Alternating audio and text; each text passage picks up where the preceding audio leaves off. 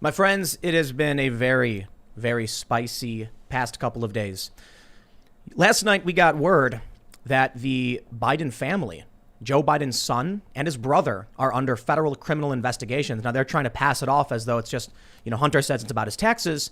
But now we actually have confirmation that it actually involves potential money laundering and illicit business dealings with China.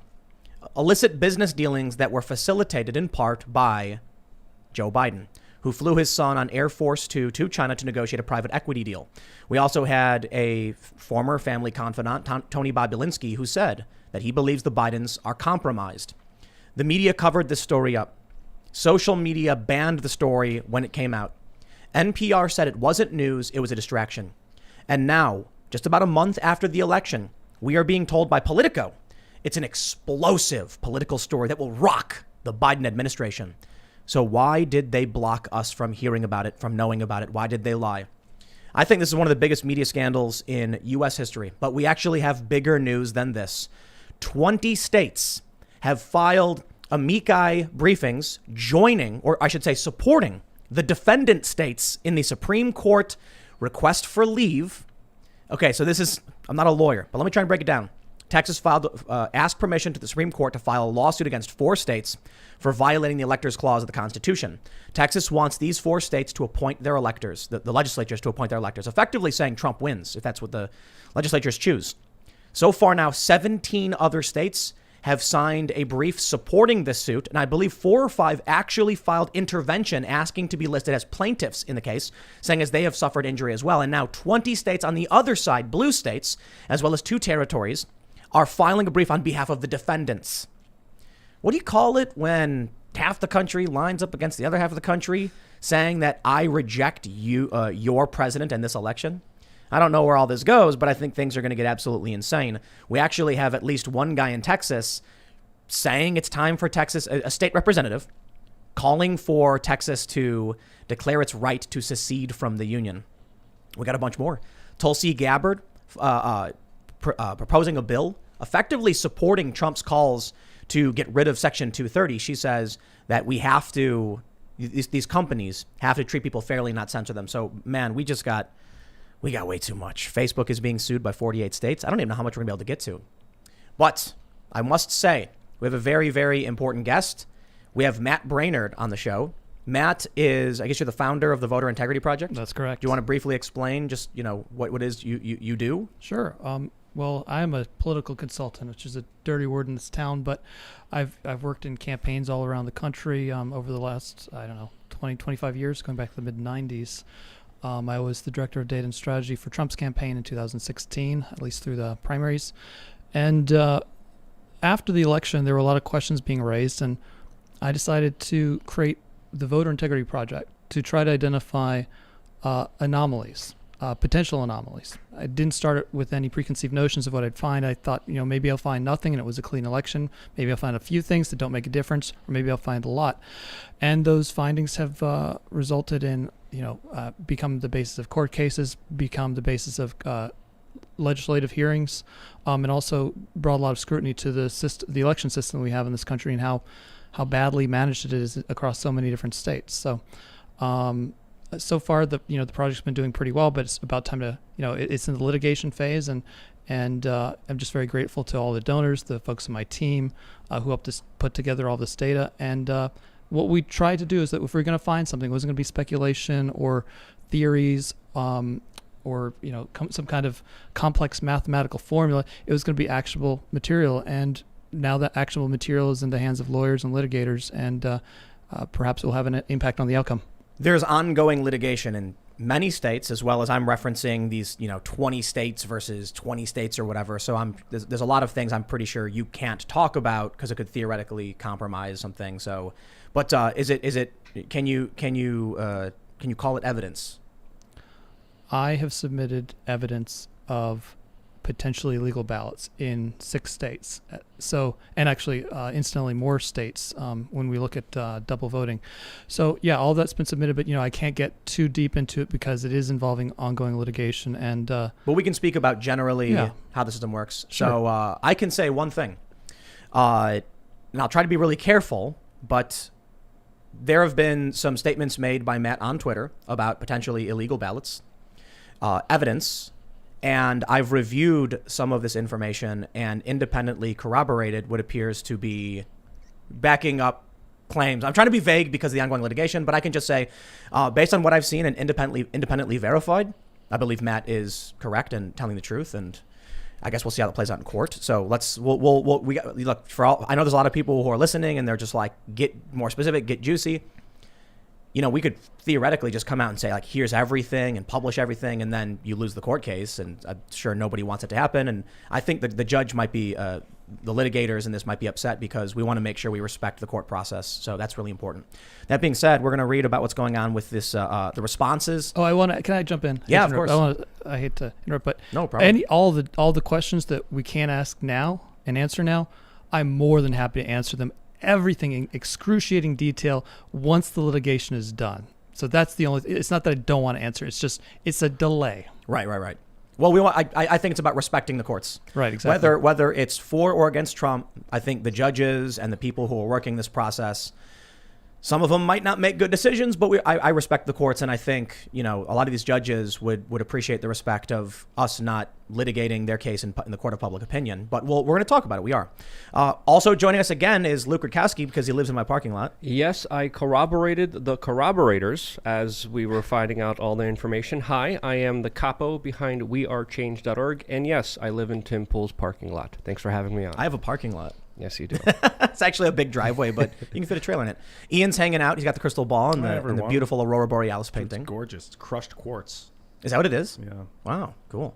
It's a quartz ball? Yeah, they crushed it in a laboratory. That's crazy. Kings would trade their entire treasures, their treasuries, for things like this in the Middle Ages, and now we make them in a laboratory for $80.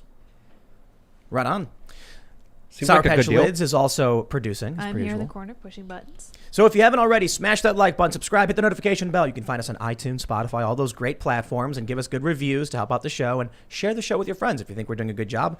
I think we're going to have a relatively spicy conversations, but the first big story, we're going to get into it after you smash that like button. Check this out. This is the actual document from SupremeCourt.gov. They say state of Texas plaintiff versus the Commonwealth of Pennsylvania, state of Georgia, state of Michigan, and state of Wisconsin defendants. I don't want to read all of these states. I'm going to read all these states, okay? Motion for leave to file and brief for the District of Columbia and the states and territories of California, Colorado, Connecticut, Delaware, Guam, Hawaii, Illinois, Maine, Maryland, Massachusetts, Minnesota, Nevada, New Jersey, New Mexico, New York, North Carolina, Oregon, Rhode Island, Vermont, Virginia, U.S. Virgin Islands, Washington, have all are now party in opposition to Texas, and they basically just say that, you know, they have the right to, they're asserting their right to join the defendants, I suppose, and issue a statement on their behalf. So, I mean, that's about it in terms of the breaking news, but we do have the direct response from these states. This is from AMNY. States respond to Texas Trumpists' Supreme Court lawsuit seeking to throw out the results of the U.S. election. For those that aren't familiar with what Texas is requesting, Texas said that these four states that are listed as the defendants have violated the Electors Clause of the Constitution, which states the state legislatures have the ultimate authority in who decides, the elections and who the electors are. But in these states, the courts overruled in certain circumstances, or the governors implemented new rules without permission or confirmation from the legislatures. Therefore, and for a variety of other reasons, I'm not going to get into the full breakdown of what their lawsuit is, they're basically saying Texas and all 17 states now either supporting or asking to intervene to join are saying that the state legislatures should be the ones who choose the electors. They're Republican state legislatures. They would very likely vote for Trump, or perhaps they would abstain. And if they did, Joe Biden would not reach 270 electoral votes. We would likely move to a contingent election based on House delegations in which Donald Trump would win. Oh, of course, if they chose their electors, Trump would win. So these other states are basically saying no, and now we have half the country lining up against the other half, arguing about who the next president is supposed to be. I wonder how that will play out. But the four states had to issue their response by today, and they did. And so AM New York says, 4 U.S. states that President Donald Trump lost in the November 3rd election on Thursday began to file court papers opposing a long-shot Republican-backed lawsuit filed by Trump-supporting Texas Attorney General Ken Paxton in the Lone Star State's name at the Supreme Court, seeking to undo President-elect Joe Biden's victory. I like how they say it's just in Texas's name. It's like not actually Texas doing it. Officials from Georgia, Michigan, Pennsylvania, Wisconsin already have called the lawsuit, which aims to throw out the results, a reckless attack on democracy. The Supreme Court gave the 4 states a 3 p.m. EST deadline to file court papers. Pennsylvania was the first to file, with the state's Democratic Attorney General Josh Shapiro saying that the Texas lawsuit was adding a cacophony of bogus false claims about the election. Quote, "What Texas is doing in this proceeding is to ask this court to reconsider a mass of baseless claims about problems with the election that have already been considered and rejected by this court and other courts. The lawsuit is supported by Trump and 17 other states. The Republican president has falsely claimed he won re-election and has made baseless allegations of widespread voting fraud. State election officials have said they found no evidence of such fraud." I want to stop there. Can I ask you about that? About the lawsuit? Well, just about the state election officials saying they found no evidence of such fraud. Is there anything you can comment in that regard? Because I don't want to. I'm not going to comment. I'm going to question. I'm going to question is what did they do to find it? What efforts did they make to discover it? Because if I close my eyes and you come here and take my drink and I don't see you do it, I don't have any evidence you took it because I closed my eyes, right? But if I'm sitting there drinking that Red Bull. Yeah. Well, that's my question is that what evidence can they provide that they applied scrutiny to what happened? And of course you didn't find anything if you didn't look for it. It's rarely is it so blatant. It takes a lot of effort. And our own little independent project, we crowdfunded about more than now, but $580,000 to sort of fund it on our own using very, tools that were available to us. Why wasn't the state doing this? What scrutiny did they apply to detect this? I'm actually shocked by a lot of these court cases where, I think in Nevada, the Trump campaign presented actual evidence and the court just said, get out of my courtroom. They didn't care. They didn't even want to look at what was given to them. And then what we end up seeing is officials say there was no evidence. There was none. I liken it to, if I said, hey, you guys want to play hide and seek? And then everyone goes and hides. And then I'm like, you guys won, just like literally right away. Well, I couldn't find you. It's like, you didn't even get out of your chair. I couldn't find you. To what degree am I obligated? I don't know if you saw, have you been following the lawsuits at all from the Trump campaign? Well, I've been involved with some of them, so. Right. So, of course. But the ones not involving, your project or whatever, one of the things that I just want to say, and feel free to comment on what you can or can't, just ignore. But in Pennsylvania, a judge ruled that the election law in Pennsylvania says there has to be observers. And Trump's campaign said the observers weren't allowed near the ballots. So how are they observing? And the judge goes, well, I don't know. The law doesn't specify distance. So as long as they're in the building, it's good. Which is clearly not good faith or to the spirit of the law is supposed to do. And that's the gist of what we've been seeing across the board. So this whole thing is freaking me out, to be honest. Now that we're seeing all of these states line up, it doesn't matter. I'm going to put it this way. These 20 states and 2 territories that are saying, oh, we reject this. It's these 4 states have said it's an attack on democracy. It doesn't even matter what their opinion on this is because they're not going to change the minds of 18 other states. We're at a point now where 18 states have said definitively Biden should not be president. I should say effectively said Biden should not be president or that the Constitution has been violated. Texas's lawsuit says either the Constitution matters or it's just a parchment sitting in the National Archives. That's a powerful statement with 17 states signing on in support of it, some actually asking to intervene to be listed as plaintiffs in the case, in which case, if the Supreme Court refuses to hear this, then these 17 states have already asserted that would be a declaration the Constitution is meaningless. And these other states could effectively say the same thing. If the Supreme Court can say no to this election, Joe Biden isn't going to be president because we've ruled it, they'll argue it's the exact same thing. So that's why I just look at this and I'm like, ultimately it doesn't matter what this one judge said. People have been lining up and they know they're right on both sides. They both say they're right. I happen to think one side is more right than the other. Obviously, we all have our biases, but everyone thinks they're right. Right. And, there are many causes to this, but one, I think the major contributor to all of this is how badly the states manage elections. We've been very lucky because historically many elections are won by somebody by a pretty good sized margin. And what happens is when there's a good enough margin, the mismanagement is covered up, right? It's concealed. But when the margins are close, sometimes that mismanagement comes in other, variety of things. It could be creating clerical errors or preventing potential fraud. So, for example, there's really very little authentication done on mail-in ballots, essentially zero, and very little authentication done on election day ballots. We had James O'Keefe show up in D.C. and take the Attorney General's ballot. They gave it to him. Said, "Hey, I'm the Attorney." They used his name. Was that this time around, or? Oh, it was a couple of cycles back, but I Right. didn't think I it got any remember better. that. Yeah. Yeah. So the election system has, right or wrong, created a space for suspicion to burn like a wildfire because it's so badly managed. And here's something to think about, right? Potholes on the highway, right? We're kind of used to the government maybe not doing the best job of that. Your mail getting lost. We're kind of okay, so yeah, Postal Service. This is always a joke. It's a punchline, right? Or let's say your Medicare not paying a bill that it should pay, and you have to fight with them. We're all used to that. But one thing that I don't think a democracy can survive is that kind of government, those kinds of bad management within the election system, or with that kind of incompetence in the election system, because that's the thing that allows us to potentially fix all of these other problems. So we're okay with maybe the potholes don't get fixed, or maybe they mismanage a hurricane, which is horrific, right? But the means we have to fix those problems is the election system. So, but if that is deemed broken, well, then you're stuck. Then you can't fix any problem beyond it. I always say, if you want someone to be an anarchist, put him at the DMV for a week. And we saw that with the counting that was going on that showed just, states can't even count? They're taking breaks? What's going on here? So let's address that, right? No. The left has said, the Democrats, the reason why it took longer to count votes after Election Day was because when people go and vote in person, they walk in, and then someone asks them their name, they're given their ballot, or they go to the machine and they type in things and they press enter. All of that's done right away. When an absentee vote is being counted, they grab the envelope, they look at it, they open it. It takes longer to go through the envelope than it is to have a person walk in, vote, and walk out.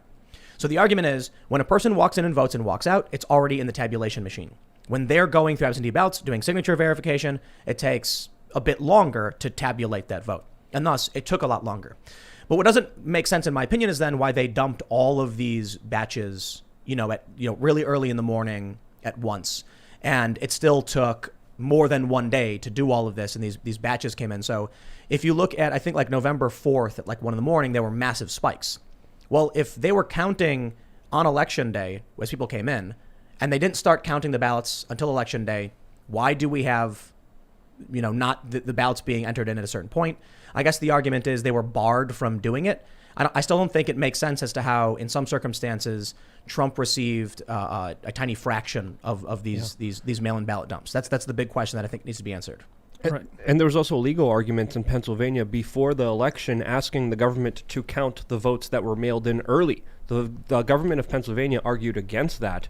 And that was Republicans. Yeah. Yeah. And then when we look at Florida, I think Florida is the most interesting case because we saw that they were caught with their pants down in 2000, and then they kind of updated their voting system, and they had the votes in right away. All these other states, we don't have one universal standard or one kind of voting machine or one kind of system to count the votes, and I think that's also something to really think about here. I hear you, but each state runs their own election. Exactly. And I can respect that, but what I can't respect is, let me based off what you just said, let me give people an analogy. Would you be willing to get on an airplane if airlines had a 1% failure rate? 1%. I think the answer is a resounding no. Well, there would be no airline industry in that scenario. Because they'd be paying out lawsuits every day. Well, because no one would fly. Right. I mean, so New York Times reported in 2012 that the failure rate of mail-in and absentee voting is between 1% and 2%. If I told you there was a 1% chance that if you mailed in your vote, it would not count, well, I think a lot of people probably would be like, oh, whatever, I don't care. But that's a pretty bold bet to make, to not having your voice heard in your election. So when I saw that there was this, and this is a big part of the lawsuit going forward with Mike Kelly and Sean Parnell pertaining to the constitutionality of mail-in voting in Pennsylvania. There's a few weird things, but when I saw that all of these changes have been implemented a year in advance before COVID and then during COVID to have mass mail-in voting, I mean, we saw in Paterson, New Jersey, a whole election was thrown out. A judge actually ordered a new election in Paterson, New Jersey, because they found bundles of mail-in votes from a town over. We now have a whistleblower who's come out and said they drove a truckload of ballots from New York to Pennsylvania. I don't know if that's true. Witness testimony is often unreliable. but it is still evidence admitted in court. So it needs to be considered. It needs to be investigated. We need to look into these things and not just ignore them. And so I guess I throw it back to what you said earlier. How hard have any of these people actually looked into any of this stuff? Right. And, I actually can talk about one court case. I actually won a court case in federal court early this year over mismanagement of an election because, a lot of these states are doing things they haven't done before. Florida, the mail-in ballot situation, they have that down. Mm-hmm. They know they've got it down. The voters have it down. They know their role. But a lot of these states that because of the pandemic and other reasons are shifting to things they've never done before. Idaho decided they were going to do an all mail-in ballot primary, right? And I had a candidate there. I was on the ground. And the absentee ballot request deadline was coming up, and the Secretary of State was going out, telling everybody, just go to the website until 5 p.m. on the deadline day and go ahead and request your absentee ballot. Well, we were identifying our supporters, many of whom didn't know that, and telling them, yeah, go to the website and request. Well, website crashed, completely went down. Now, rather than owning the problem, right, the Secretary of State fought us in court. We had to sue them in federal court to get them to extend that deadline. And, something to keep in mind is that this system that we're being critical of, the people who are responsible and have the ability to change it, who are running things, they were elected by this system. They're in control of it. And it is what put them in power. So getting them to realize that there's serious problems with it, they're like, well, it put me here. I got this job. I've got this power. Why would I want to change it? I think we see that with Republicans and Democrats. Yep. Right. So it's you look at areas that are deep blue or deep red, and I had a guy on the show. His name was Billy Prempe. He's a Republican running in North Jersey, and I think Patterson is part of the district he was running in. And he was I don't want to put words in his mouth, but I want to make sure I'm being careful here. But my understanding of the conversation was he was not getting any support from the Republican Party because they were like, it's too expensive to even bother with a deep blue district. And I'm like, well, if you have an area that's, D plus 20 and an area that's R plus 20, and you don't even bother trying to talk to people and talk about what is important for this country, then it will never change. But I think the real issue is that the Republicans are like, no, we don't mess with their safe spaces and they don't mess with ours. So I get guaranteed re-election and so do they. And we kind of just chill out on it. It's not a battleground area. Why push it? And that's my opinion on it. There's some evidence that I think it's more of a vicious cycle and that the district looks like no Republican win because it's D plus 20. So no good Republican run. So the only Republicans that run are bad candidates who ended up losing by 20 points. And that's why it's D plus 20. Right. Going back in history, though, I think, you remember a guy named Howard Dean? Vaguely, yes. Well, after he lost his presidential race, he took over the DNC. That was a while ago. Yeah, well, I think the what I'm getting at is still true. Is he the yeehaw guy? Yes, he is.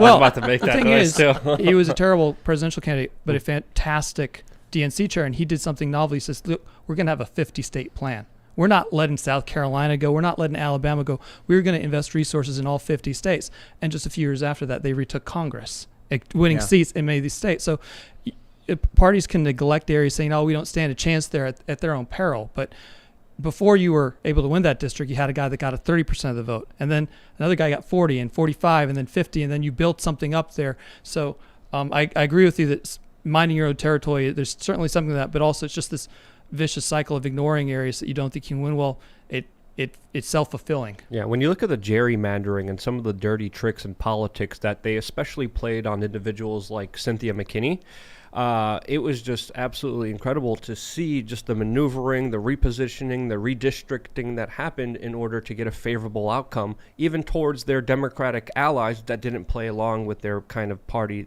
establishment line. And I remember during this cycle seeing what happened in Iowa during the Democratic primaries and thinking, oh boy, we are in trouble, because if you remember, we didn't have a result from that as well. And that was a Democratic primary. And I'm like, wait, they can't even get this right? New York was jammed up too. Yeah. I can actually give you one good argument for gerrymandering, though.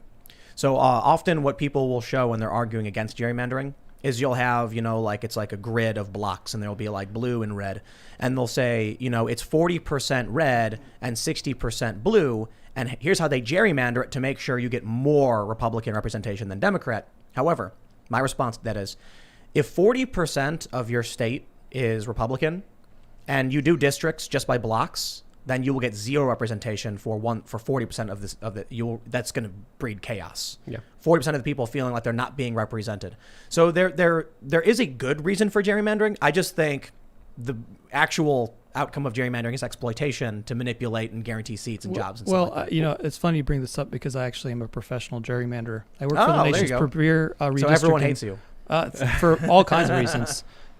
But I worked for the nation's premier redistricting firm for about 12 years, and I helped with drawing lines in the city of Chicago, Illinois, Rhode Island, Arizona, all these different places, congressional down to city. And I'll be honest with you, I don't think there's a fair way to draw a line, because if you don't, some people, let's say you draw the line on party, right? Okay, well that gives you a favorable outcome to party, but what's the alternative? Drawing it based on geography? Well, that gives a favorable outcome to, you know, certain geographies. Yeah, right. So there's really no way to draw the lines that somebody can't say, well, that's not fair because this person's at a disadvantage.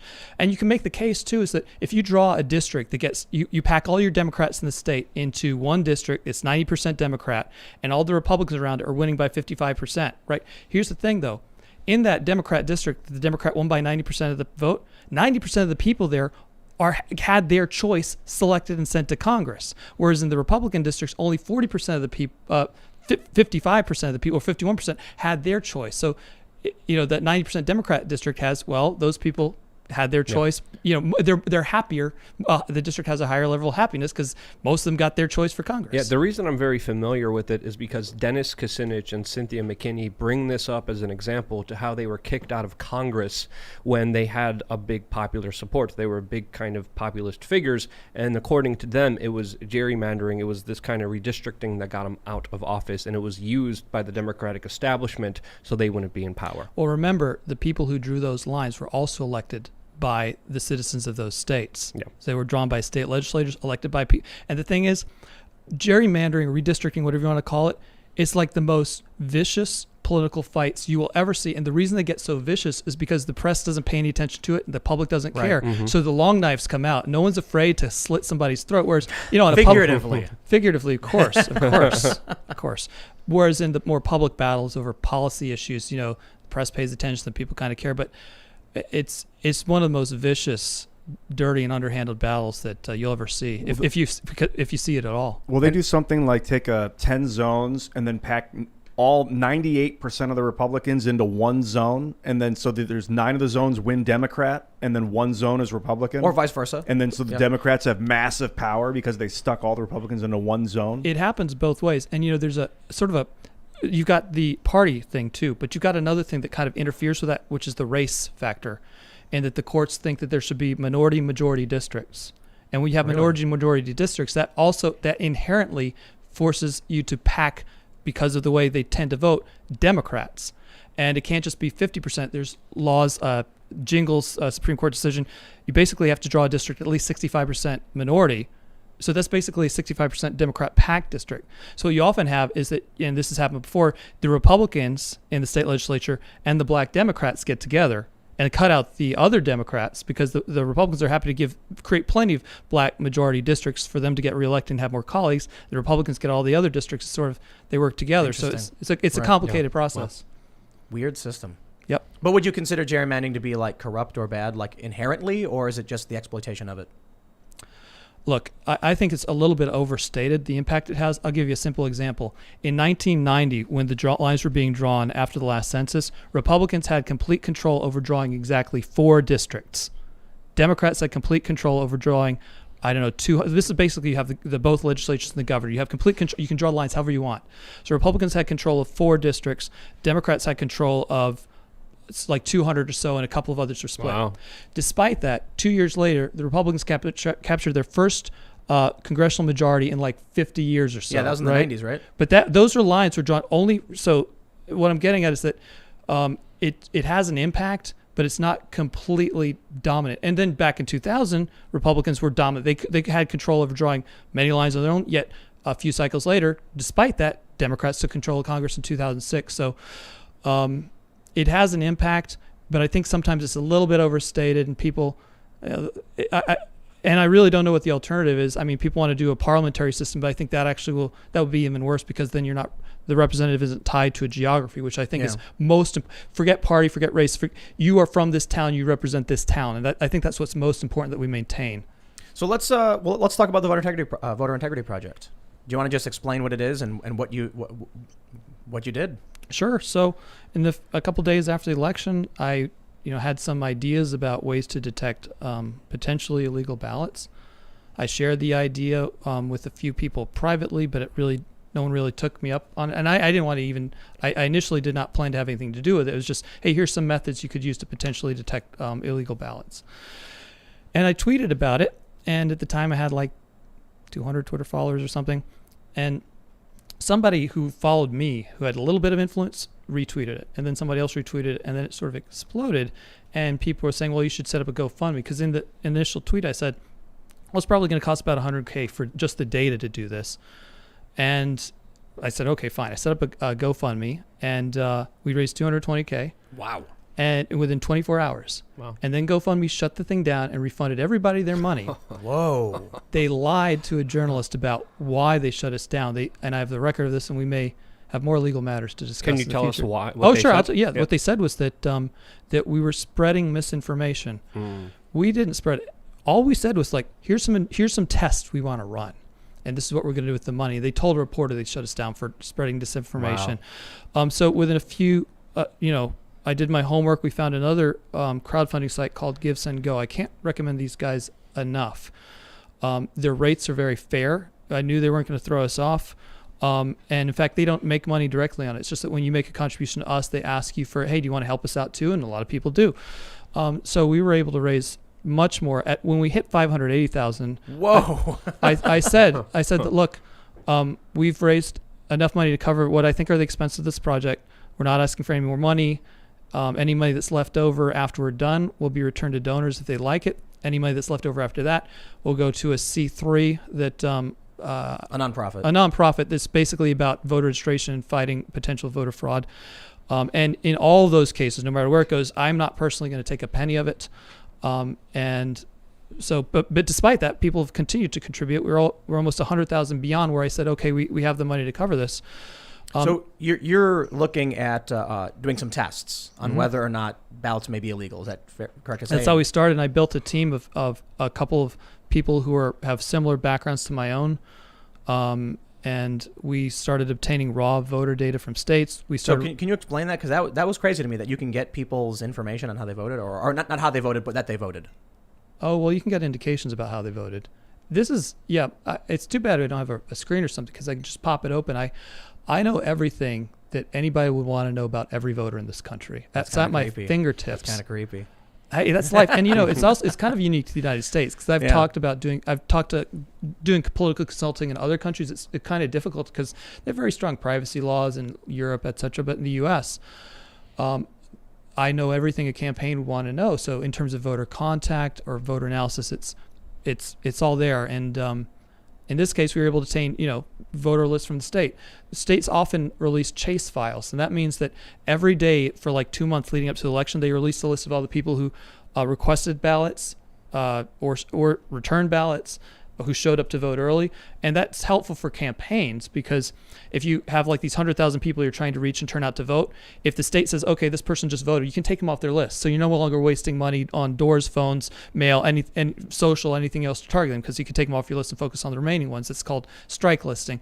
So all this is very useful for that. But in this case, we obtained that data to use it to try to detect potential problems, and we used other government databases to help validate our methods and to compile our evidence. Can you tell us some of these tests? What were you proposing to do during this original GoFundMe and this new kind of fundraiser? Well, initially we were going to do some traditional analysis, looking at double voters, looking at people who no longer had residency, looking for potential dead voters. And as we got into it, we started to discover other things, other methods that we had not thought of, but then said, oh, that's something we should look into. Because this is unprecedented. This has not really been done before, where you go in depth after an election, because usually after an election, the margin is such that there's no doubt. and nobody's got any money left. And everyone, honestly, it's Thanksgiving, it's Christmas time. We are unique because we have this long period between the election and when the person takes office. Now, in the UK, day after election, they're in and out of Downing Street. It's like that. Whereas, it's immediate. That sounds terrible. Well, I think it's already bad enough that we have a couple months, because if you really wanted to do any kind of hard investigation, we don't have the time to do it, and we have months. Right. Well, rarely have we had the need, I think. And again, it goes back to what I said, is that the fundamental problem behind a lot of this is that you remember Florida 2000, right? Nightmare, a couple hundred votes, nightmare. The thing is, I don't think there's any state that would not be a nightmare if the election came down to a couple thousand votes and it was very pivotal. There's not a state, I think, that would escape finding all kinds of flaws. It's just that those states they're saved by the victor winning by enough of a margin that it's like, the errors and potential, if it existed, fraud can't overcome that margin. But here we are. In some of the lawsuits Trump presented, the judges have said the amount of ballots you're questioning would not be enough to change the outcome, therefore dismissed. I think that's kind of silly because you add up 10 lawsuits targeting specific different things, maybe, but that's actually been some of the results. Yeah, that's more a question for the lawyers in terms, because I've seen cases where actually the number of questionable ballots did not have to surpass the margin. It just had to demonstrate some kind of pattern. And that was enough to get it thrown out. I think that was the case in Miami when a judge ruled there was voter fraud down there and threw out a mayor's election. Can you elaborate any more on what the Voter Integrity Project has done so far, or is that off limits? I think my Twitter feeds covered it extensively, but we found all kinds of indications of illegal ballots and other anomalies. We presented them on YouTube. It's pretty... we essentially ran about 38 tests across 6 different states, and we put our results out there publicly. Just at this point, for the next short period of time, I think I've been encouraged, to respect the litigation, and we don't want to, with respect to the judges involved in this case, I think they would appreciate it if we weren't, litigating in public. Right, but once that's done, we'll crack that laptop up, put a projector up, and start showing stuff. Within the limits is that I don't want to dox anybody. Yeah. But there's ways to get around that. And I can just to interject, because for a lot of people who are just tuning in, I have independently, I guess you can say independently corroborated, at least. Well, I don't know what you can say. No, you sidestepped me, and I showed you some things, and you made an evaluation based on that. After I saw it, I went and did some general sleuthing and was able to independently corroborate through different databases, and it's very interesting, more than once. So I think you found something. I guess we'll see how it plays out in the courts, but I do think it's shocking. We kicked off this conversation reading through this response from these other states saying that there's no evidence. And that to me is shocking, considering I just corroborated something. I'll put it that way. And I corroborated the corroborators. Right. Can we play a middle ground here and say, how excited or surprised were you from some of the findings? We don't have to discuss the findings, but maybe your level of excitement or shock? Well, I'll tell you, I don't think you could...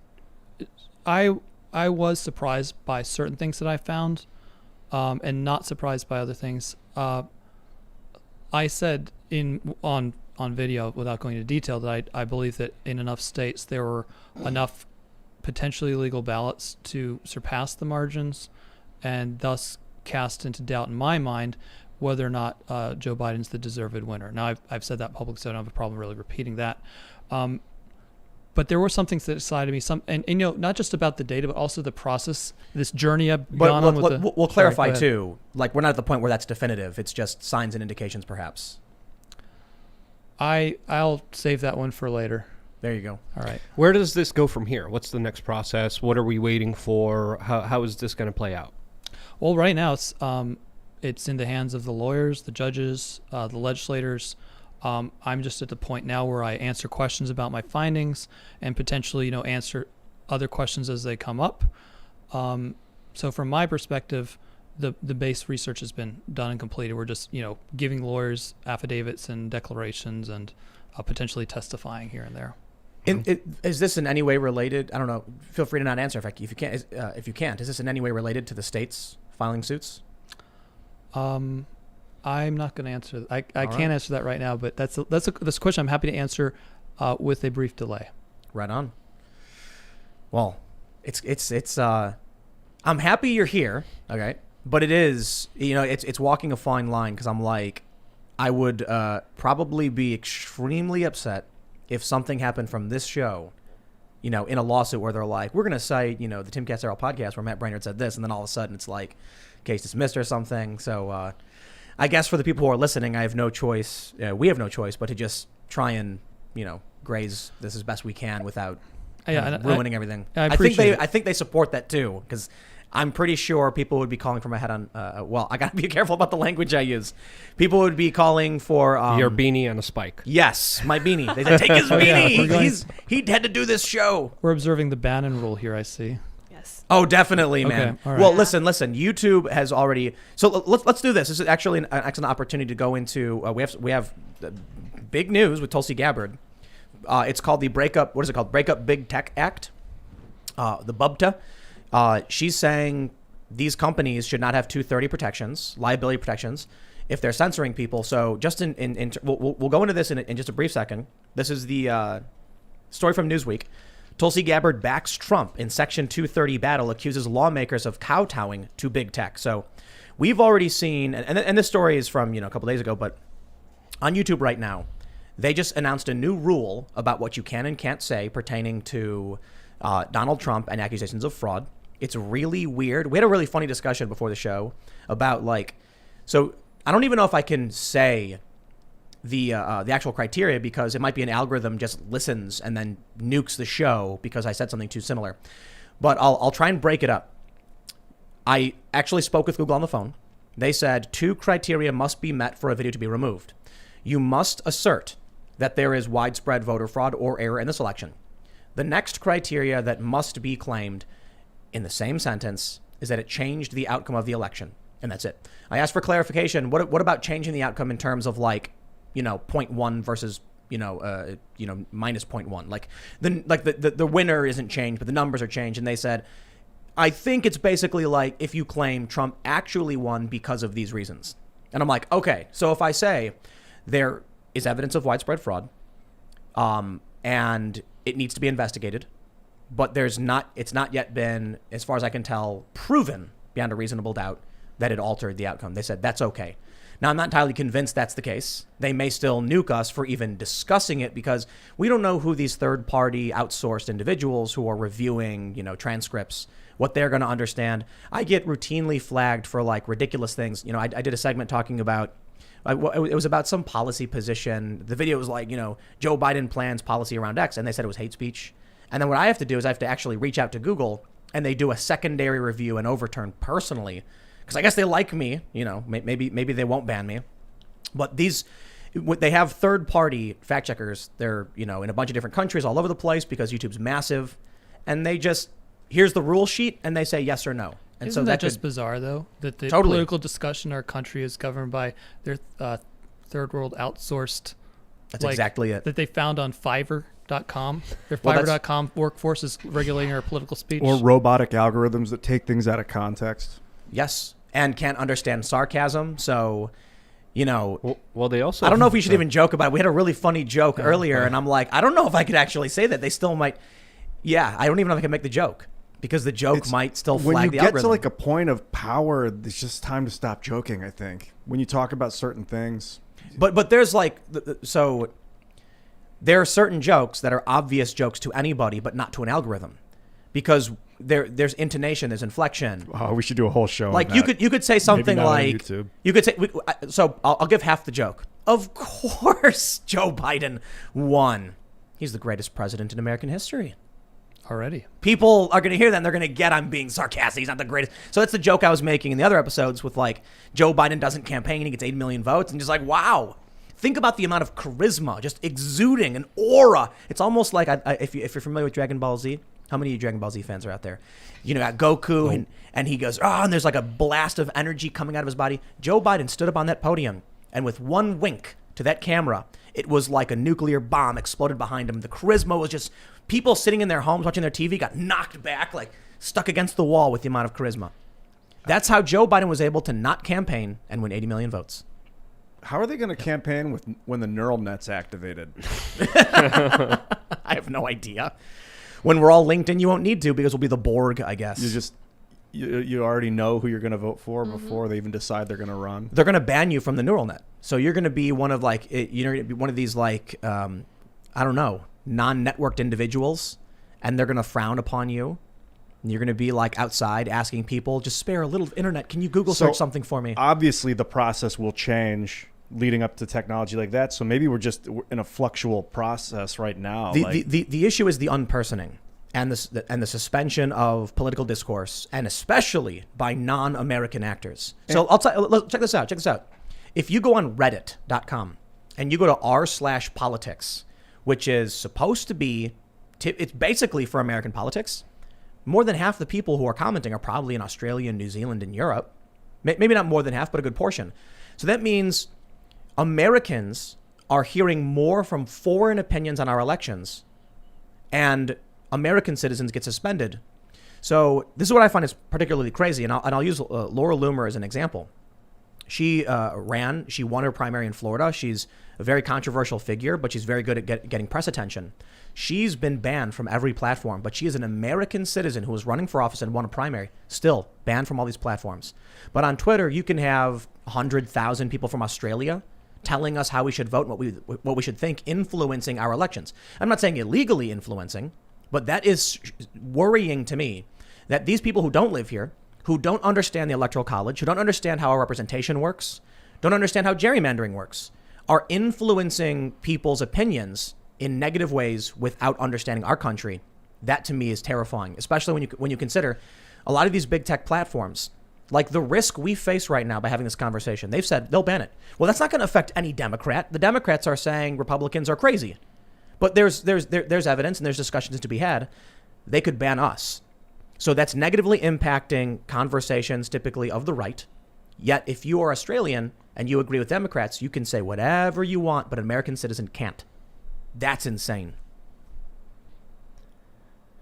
Yeah. Well, Yeah, I'm absolutely just sick of this like landmine system where you have to be careful with every little thing you say. I mean, on my channel, I have to say the conholial sickness and the jab instead of the coronavirus and vaccine. And I noticed a significant difference through my videos and the way that they reach people when I say conholial sickness instead of coronavirus. So there's different algorithms, there's different people. There's people in third world countries that are literally hired that have found to have a bias against the LGBTQ community. Yes. And there's a big outrage because a whole bunch of like trendy new wave woke creators were getting censored, and they're like, what's going on here? And it was a guy who was a religious zealot in a third world country who hated them for what they were. Well, we need to think about the results of what's currently happening with social media. So everything I just said about how an Australian citizen has more rights because typically their opinions are more likely to align with the Democrats, right? So the U.S. relative to Europe and Australia is actually a bit to the right. And a lot of people keep saying in Europe, America is so far right. The Democrats are considered like a centrist party compared to Europe. And it's like, I'm not concerned about the opinions of Europeans because they don't understand our system. They don't live here, and they don't there's a lot of things they don't get about our history, why we have the certain systems we do.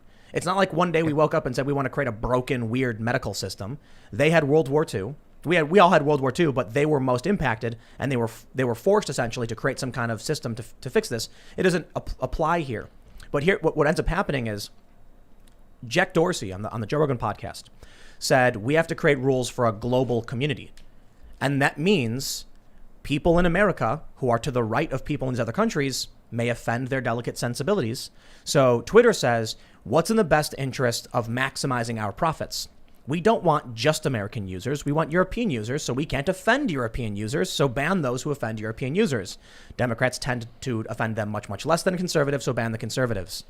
Now we can't have conversations in our own country because they've overtaken what's called the commons, the space where we used to communicate and talk about public discourse. And it's not just us, and it's not just random individuals, but it's also major journalistic institutions in the United States, like the New York Post, that are literally having their accounts taken away for days because they release on a story that now everyone is reporting on. But because the story was before the election, it was about Hunter Biden, it was about the son of the Democratic hopeful at the time, New York Post got censored and totally wiped off Twitter. No one could even communicate with them. Well, most major evolutions that become problems like this are almost always the result of certain government policies creating, for example, in this case, a moral hazard. Here's the moral hazard, and here's how it was created, is that they have the ability to censor anyone they want, but they don't have the responsibility for what is published on their site. So they have all the power, but none of the responsibility that comes with it. And the way 230 was designed and all these things, you either have one or the other. So let's say you and I plot some criminal scheme, and we talk to each other over T-Mobile, the T-Mobile network, right? Well, T-Mobile didn't censor us. They didn't publish us. They're sort of, so they're not. You can't sue T-Mobile if somebody's a victim of our crime. They can't sue T-Mobile for being part of it, right? So that's a protection that makes sense for T. Now, if T-Mobile started listening on conversations and saying that's not an appropriate conversation for you to have, well, you would think, well, now they have to accept responsibility for what they're allowing and not allowing. But what these socials have right now is they have all the power and other responsibility. And one of those two things has to go away. The problem is going to continue to get worse. And that's kind of the 230 reform we need, is that, look, you are either a publisher and you have responsibility, which is fine, but ban everybody. But then if somebody plots some scheme through your site, well, you're completely on the hook for it. And that's the kind of reform that I think we need to look at. So for those that aren't familiar, just to clarify, Section 230 of the Communications Decency Act says that no platform shall be considered to be the publisher of someone else's speech. To simplify, if you go on Twitter and post a comment or a tweet, that's your speech, not Twitter's. I completely and 100% agree with that. Like, if I make a phone call and if I group call 100 people and then I say some naughty word that's not on T-Mobile, T-Mobile is just a phone company. It's my speech. I said something. If I call people and start defaming someone, you sue me, right? The issue is, as you described it, translating this to Twitter or to YouTube, actually. YouTube's statements about what we can or can't say pertaining to the election is an editorial guideline, not a community standard. Now, they've said it was a community standard, but that makes no sense. No, if 74 million people agree with one idea and 80 million people don't, we clearly don't have a unified societal concept like what is lewd and lascivious. Section 230 provides what's called a Good Samaritan provision for moderation. These platforms, like YouTube, are allowed to remove things and not be considered a publisher because it's good faith moderation. If someone posts, adult activities onto Twitter, and Twitter doesn't want that, then Section 230 says we're not going to consider you the publisher because you're choosing to get rid of these things that are otherwise objectionable. This is where the problem arises. The language objectionable in Section 230. Define it. That's the problem. Well, Twitter or YouTube would say, we think it's objectionable that anyone would question the election. 74 million people would disagree. In fact, probably more than that, because there's been a couple polls now showing that even Democrats believe there was fraud, and most Republicans do. So it's more than 74 million. So when YouTube says, we find this objectionable, perhaps under Section 230, objectionable could be a personal opinion, in which case they are granted absolute and total immunity as a publisher to issue editorial guidelines on what may or may not be published and never face liability, which not even the New York Times gets. You got to change the word objectionable to illegal. Yes. And then you got to pick what state that's in. And I think right. And typically the law would say like the state at which the company is registered or whatever. But yes, so that way there is a challenge there, right? But I think you can define lewd, lascivious, and we're not going to say a challenge in the election is lewd. That makes no sense. We're not going to say it's offensive. You might be able to argue that, but that still kind of doesn't make a whole lot of sense. And a judge might be like, what do you mean it's offensive? No, it's not. Objectionable means anything. And that's the reform we need. We need to get rid of that word. So lewd, lascivious, like if someone pulls out their genitals? Well, think about it this way. Let's say the example I think we were given by one of the guests was a Christian blog. A website where Christians and Catholics or whatever can come and have conversations, and then someone starts posting a bunch of adult activities, right?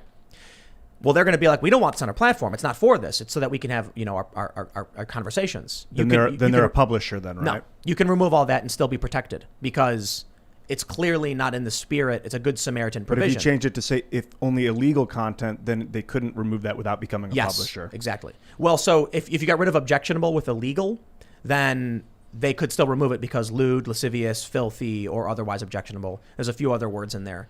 So the issue, I suppose, is there is absolutely illegal content you could remove. And I think the simple solution that a lot of people have presented is the block function. If you are on Twitter and someone posts something objectionable, Twitter should just be like, well, you can block them. That's it. I think that advertisers threatening to pull their money is a big impetus for why YouTube's proactively removing content. That's actually the reason they're doing this. And that's why Google... So when I first saw YouTube's statement about we can't question the election kind of stuff, the full report is actually about like advertisers and friendly content. And so they're like, we're removing things. They're worried that advertisers will freak out upon seeing this. And it's typically because YouTube is scared of the New York Times and the Wall Street Journal. The Wall Street Journal targeted PewDiePie. YouTube lost so much money. Yeah. I would love to see this in court. I would love to see Susan Wojcicki and YouTube sitting there and saying, you can't say the election is a fraud unless it's well, so 4 years ago. Yes, right. Yeah. You can say, but no, I was told you can't say that. Exactly. I was told that the Hillary Clinton-Trump election was considered historic. So long as the election is historic, you cannot question it. You can't say two criteria, the one I explained before. One, if you say there's widespread fraud, and then two, you claim it altered the outcome, that is bannable. But if you said something like an alien invasion caused, changed the outcome of the election, that's totally fine. But they'll shadow ban you. No. Oh, I'm sure they will. I mean, they'll shadow ban you for everything, and they'll derank everything. But the point is, they will straight remove content if you meet this criteria. But didn't you say there's a bunch of stuff about Hillary getting all over? Yeah. I mean, The Atlantic has a video about how the election was stolen. The New York Times, CNN, they have tons of videos about all this stuff everywhere all over YouTube.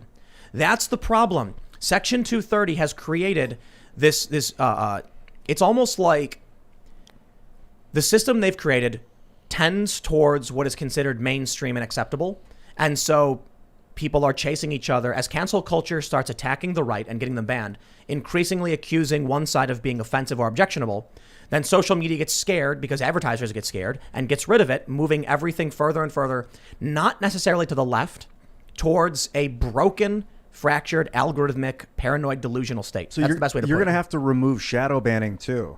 If you're gonna shadow banning would be, which means you're gonna have to free the software code because you can't you rely. wouldn't. You can't rely on a company to have good faith No, without knowing what they're doing. The courts could review it, so they could have to submit to an oversight committee, and then. But who's overseeing it, man? That's the problem. You would need the code because the code is meant to affect a result. So the result will be the evidence of the code and the policy of shadow banning. You prove shadow banning exists because shadow banning works. But would it need to be public? Would a company need to publish their proprietary code to prove that they're doing the right thing? No, because if they're doing it, it's evident in the results on what you can see. It's because what would be the point of the code if it didn't reveal what it was? The point of shadow banning is that you can't see it. No, but shadow banning is happening. But you don't know. That's the point. You do. It becomes banning when you know it's happening. When so you don't know it's happening, is there when it's shadow are banned. numerous third-party programs that can verify shadow banning very, very easily. Like what? So what's the one that everyone uses? It's the European one. It's a .eu. It's shadowban.eu, I think. And you type in a Twitter name and press enter, and it'll tell you every restriction placed in your account. Well, it's that simple. It would be empirically reviewable. The evidence would be that you just set up a couple of other accounts, ask people to follow you, do a statistical analysis of how often you show up in the timeline, etc. It will be because I follow people who I believe are shadow banned. I have it's something you can statistically prove to court, and then it's pretty much open and shut. Not only that, when they shadow banned, I think Ronna McDaniel from Twitter Search, it was plainly obvious to literally everybody. But like on YouTube, if you're getting 10,000 views and then all of a sudden you're getting 9,000 views, how can you prove that that they didn't 90% your algorithm? Well, I think you're thinking about YouTube in backwards. YouTube isn't necessarily shadow banning; they're algorithmically promoting some content and depromoting others. No, or demoting, or not promoting at all is a better way to put it. On Twitter, it's a reverse chronological feed, meaning if I follow you and you post at 10:59 a.m., I should get your tweet in my feed at 10:59 a.m. But sometimes Twitter shadow bans people, and that tweet won't appear. So on YouTube, if I publish a video, you should get a notification. That's it. YouTube promotes the content and they choose who they promote. So I actually think, in that sense, YouTube has no obligation to promote me. If people don't watch my content, then I don't know. It does create a problem because they're actively promoting certain content, which makes them, in my opinion, a publisher. If YouTube says we have identified content that we make sure appears on the front page, think about it this way. BuzzFeed has a community section, or they used to, I don't know if they still do, where anybody can write and it gets posted.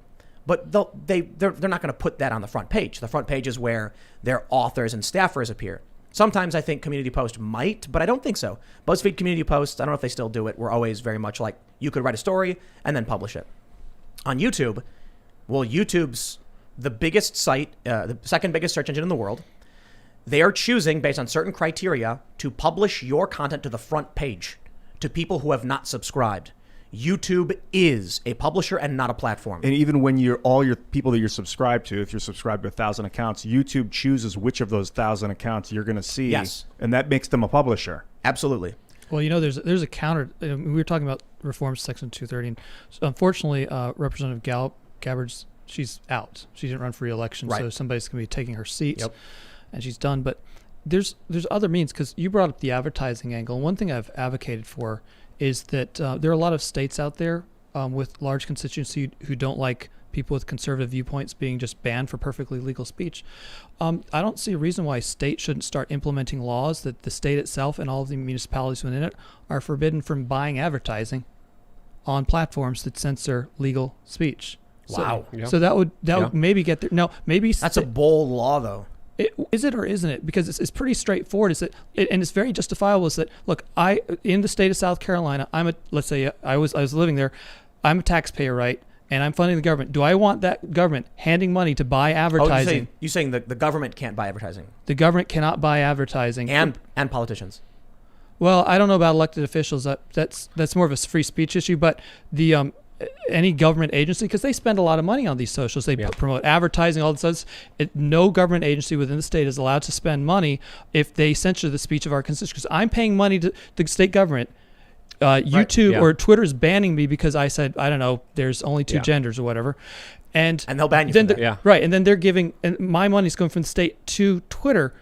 That's unconscionable because they're censoring my legal speech. Okay. Upon clarification, you are 100% correct. And I think every state should implement that. Of course, will any of them actually do anything? I'm not entirely convinced. I believe that I'm working on some projects in the upcoming year. I think that will be on the agenda. I believe there are at least several. Look, if you can get a state to sue another 4 states to the Supreme Court over a presidential election, I think you can get. I think you can get a state to on the sovereign level say that, look, we're not spending any more money on any social network that censors legal. And it's not. They don't have to even name the places. They just have to establish that standard. And it's like, well, the only thing. But then how do they determine which falls under the criteria? Would someone bring a complaint to the state saying, you would go there and say, hi, I was banned by Twitter for this. And they would say, therefore, by this one tweet, all advertising is canceled to Twitter.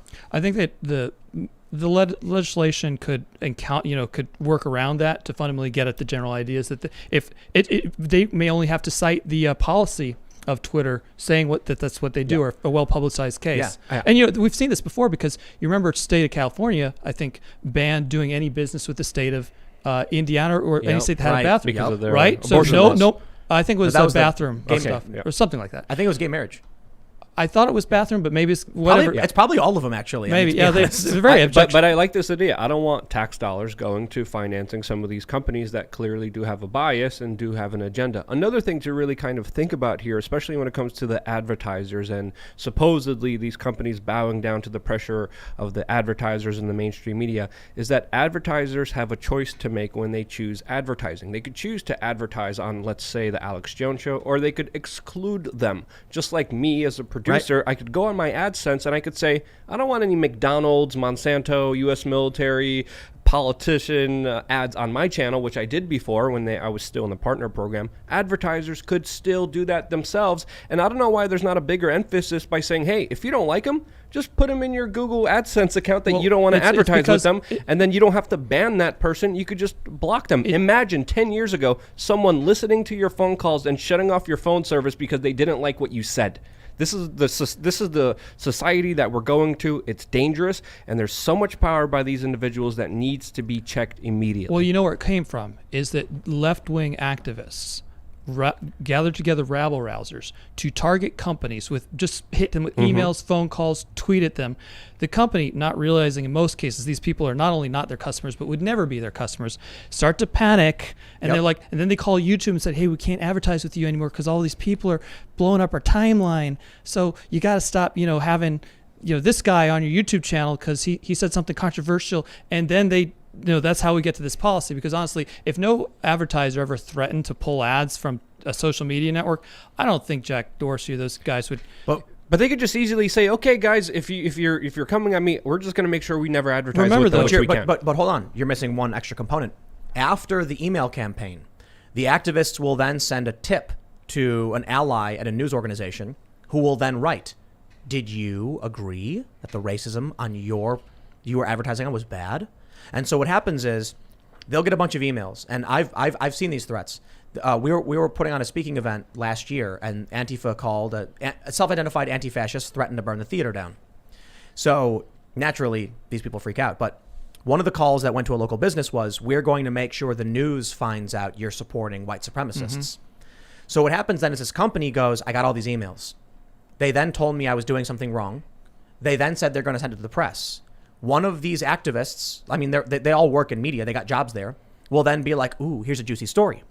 And then they'll email this company and say, "So I actually broke this story where a reporter for Slate sent what I would describe as a veiled threat to a bank to get the Proud Boys, a principal Proud Boy member, banned by saying, 'Why is it that you support white supremacy? Is this a known thing, something to that effect?'"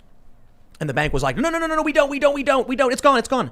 Because the journalist is essentially saying, "I'm going to write a story accusing you of supporting white supremacy and then watch people panic and sell your shares." The other thing that happens in this is that if conservatives do the same thing, you know what the journalist will write? "A hoax campaign by fringe far-right extremists targeted this company, and they valiantly defied them." Because the right doesn't have a foot in these cultural institutions, and because a lot of these ad buyers just read the New York Times, the Wall Street Journal, the right can't counter it the same way the left does. And I think that companies like Vanguard, State Street, and BlackRock is the name of them. There's three largest investment firms in the world own 20% of Alphabet or Google. So it's not just like Toyota that would pull their ads from, Luke Rudkowski's videos if he mentions the Federal Reserve, but it's BlackRock and State Street will pull their funding from Alphabet, and then that company will fall apart. These companies own 8% of Apple, 8% of Microsoft, 8% of Google. Yeah, BlackRock is one of the largest asset management firms in the world. They have about $7 trillion, and they just recently started investing in the Chinese stock market. So literally, people's pensions and retirements and money in their bank account literally is investing into China right now. Yep. And the Federal Reserve is bailing out BlackRock. With any loss they have, the Federal Reserve is just making sure that they get covered. Socialism for the super rich. When they make a profit, they get to keep all their income. They lose, Federal Reserve literally steps in and is funneling money into them. BlackRock is a big institution that we should talk about. Let's combine our disdain for the activists in media with our disdain for big tech censorship with probably one of the most consequential stories of our generation. Hunter Biden is under criminal investigation for possible money laundering and illicit business deals with China that was partially facilitated by his own father in his role as the vice president. This story was suppressed, was censored and blocked across social media. NPR said it wasn't really news, it was a distraction. Politico said, in fact, 50 former intelligence officials said it was Russian disinformation. CNN said the same thing, and so did MSNBC. And now Politico has the gall to publish the story that, oops, Hunter Biden, Justice Department's interest in Hunter Biden covered more than taxes. So here we finally get it. And I love this when they say it is a powerful, well, I guess they updated the story recently, but they say it was an explosive political revelations. Revelations that the American people needed to know about before they cast their ballots, and revelations that the media, as well as big tech companies, suppressed. That is probably the most, dystopian thing a story I've ever read. Think about that right now. In the time frame we are in, we are being told former Vice President Joe Biden is the president-elect. He's not until January 6th. The official, YouTube has said that there's enough electors to determine that he is, and it's whatever. On January 6th is when officially under the Constitution we get our president-elect. We're sitting here being told that's the case. And now we're being told, oh, and by the way, we knew he was crooked. We knew he was corrupt and compromised, and we didn't tell you. And we're telling you now because we want you to sit here and wait for a month knowing that we royally you over and that you are going to have a crooked, corrupt, crony, compromised politician running the show, and there is nothing you can do to stop it. That I think Twitter censoring the New York Post was the most scandalous thing they've ever done. Yeah, and it's important to note here, the New York Post was the one that released the story.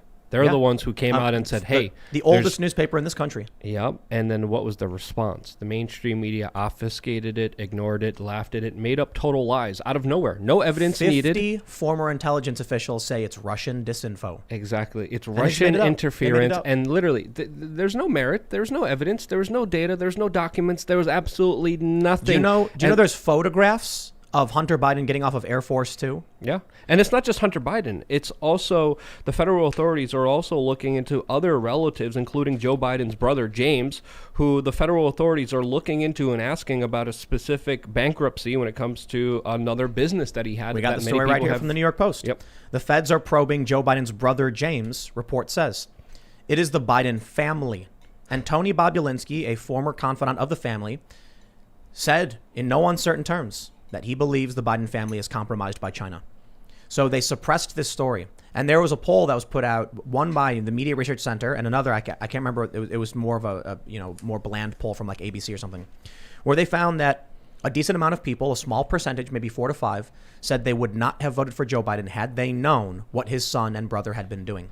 But the media suppressed the news and helped Joe Biden, a corrupt politician, win. And now what are Americans supposed to do when they come out with this information? I'll tell you, if the news just broke right now and they were like, we just found this out, I mean, that would be shocking. But when we know that the media said, well, we suppressed the story, we lied about it, and big tech censored it to make sure he won, even though they knew he's a criminal. It wasn't even that like MSNBC didn't run a story on it.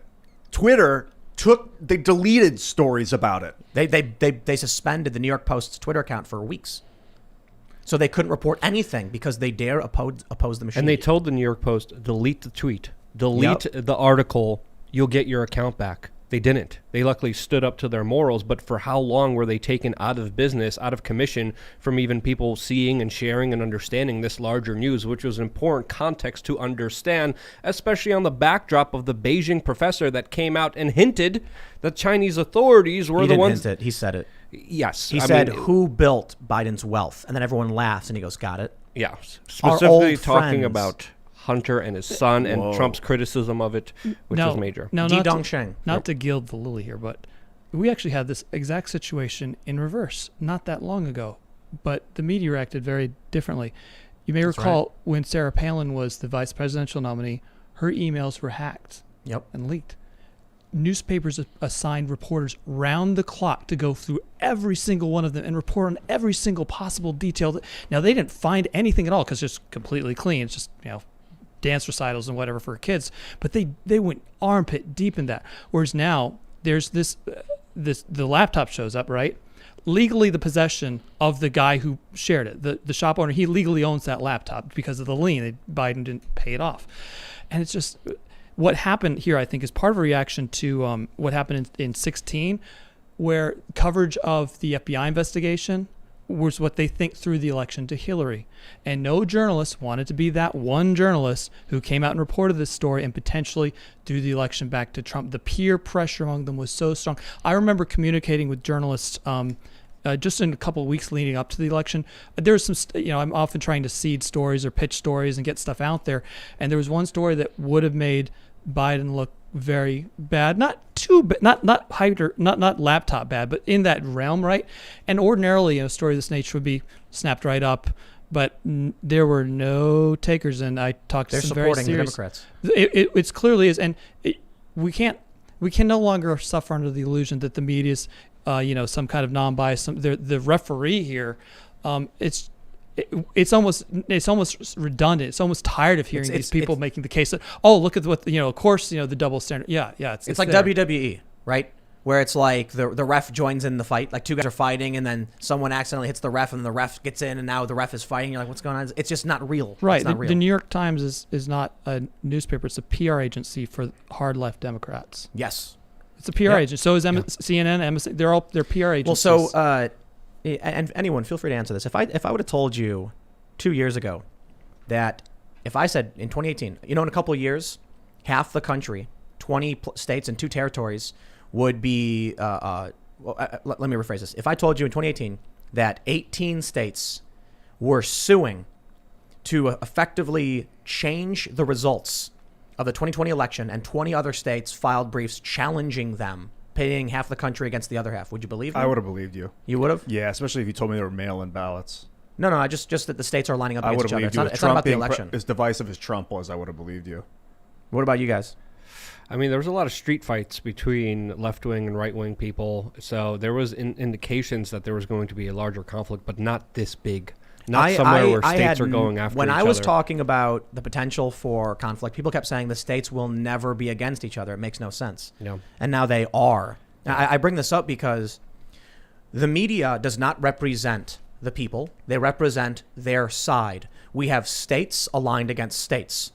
20 plus 2 territories against 18 on the other side, and the president. You have a media apparatus that is lying left and right about everything, and the big tech companies defending those lies. Dude, I got to amend my statement. I would have thought you were fear-mongering. There's no way I would have believed you. I would have been like, Tim, come on. This is what That's people. excessive. I remember earlier this year. It's funny. What's funny to me is, there's a Tim Pool bingo card. It's like when Tim Pool says something, take a drink, because there's like a handful of things I will bring up. Civil War was one of them. Yeah, and so when I mentioned on the show, I think 2 months ago, that I think I've talked about Civil War in specific videos a couple dozen times, and in passing maybe a couple hundred times. I had these leftists, put up all these, claims saying Tim Pool's lying, he's obsessed with Civil War, whatever, and accuse me of just fear mongering or whatever. And it's like, my response was, the narrative started with a Princeton professor who was a Democrat who said, we are in a cold civil war. And I was like, wow, that's crazy. So I talked about it. We had analysis from several security advisors, excuse me, who I can't remember if it was the New Yorker or the Atlantic, where they said ranging from 30% to 90% possibility of a civil war based on the tensions. And the aggregate analysis, like when they averaged out everyone's opinions, it was like a 35% chance. And then we saw the street fights, we saw Charlottesville, we saw all of this chaos and conflict. And if after all of that, I said in 2 years, 18 states would be filing a suit against 4, and then 20 would join in to counter that because they refused the results of the election. People absolutely would have been like, you're insane. I had people telling me that the Proud Boys fighting Antifa would stop there. They're like, you don't get it, man. You think that this is going to escalate?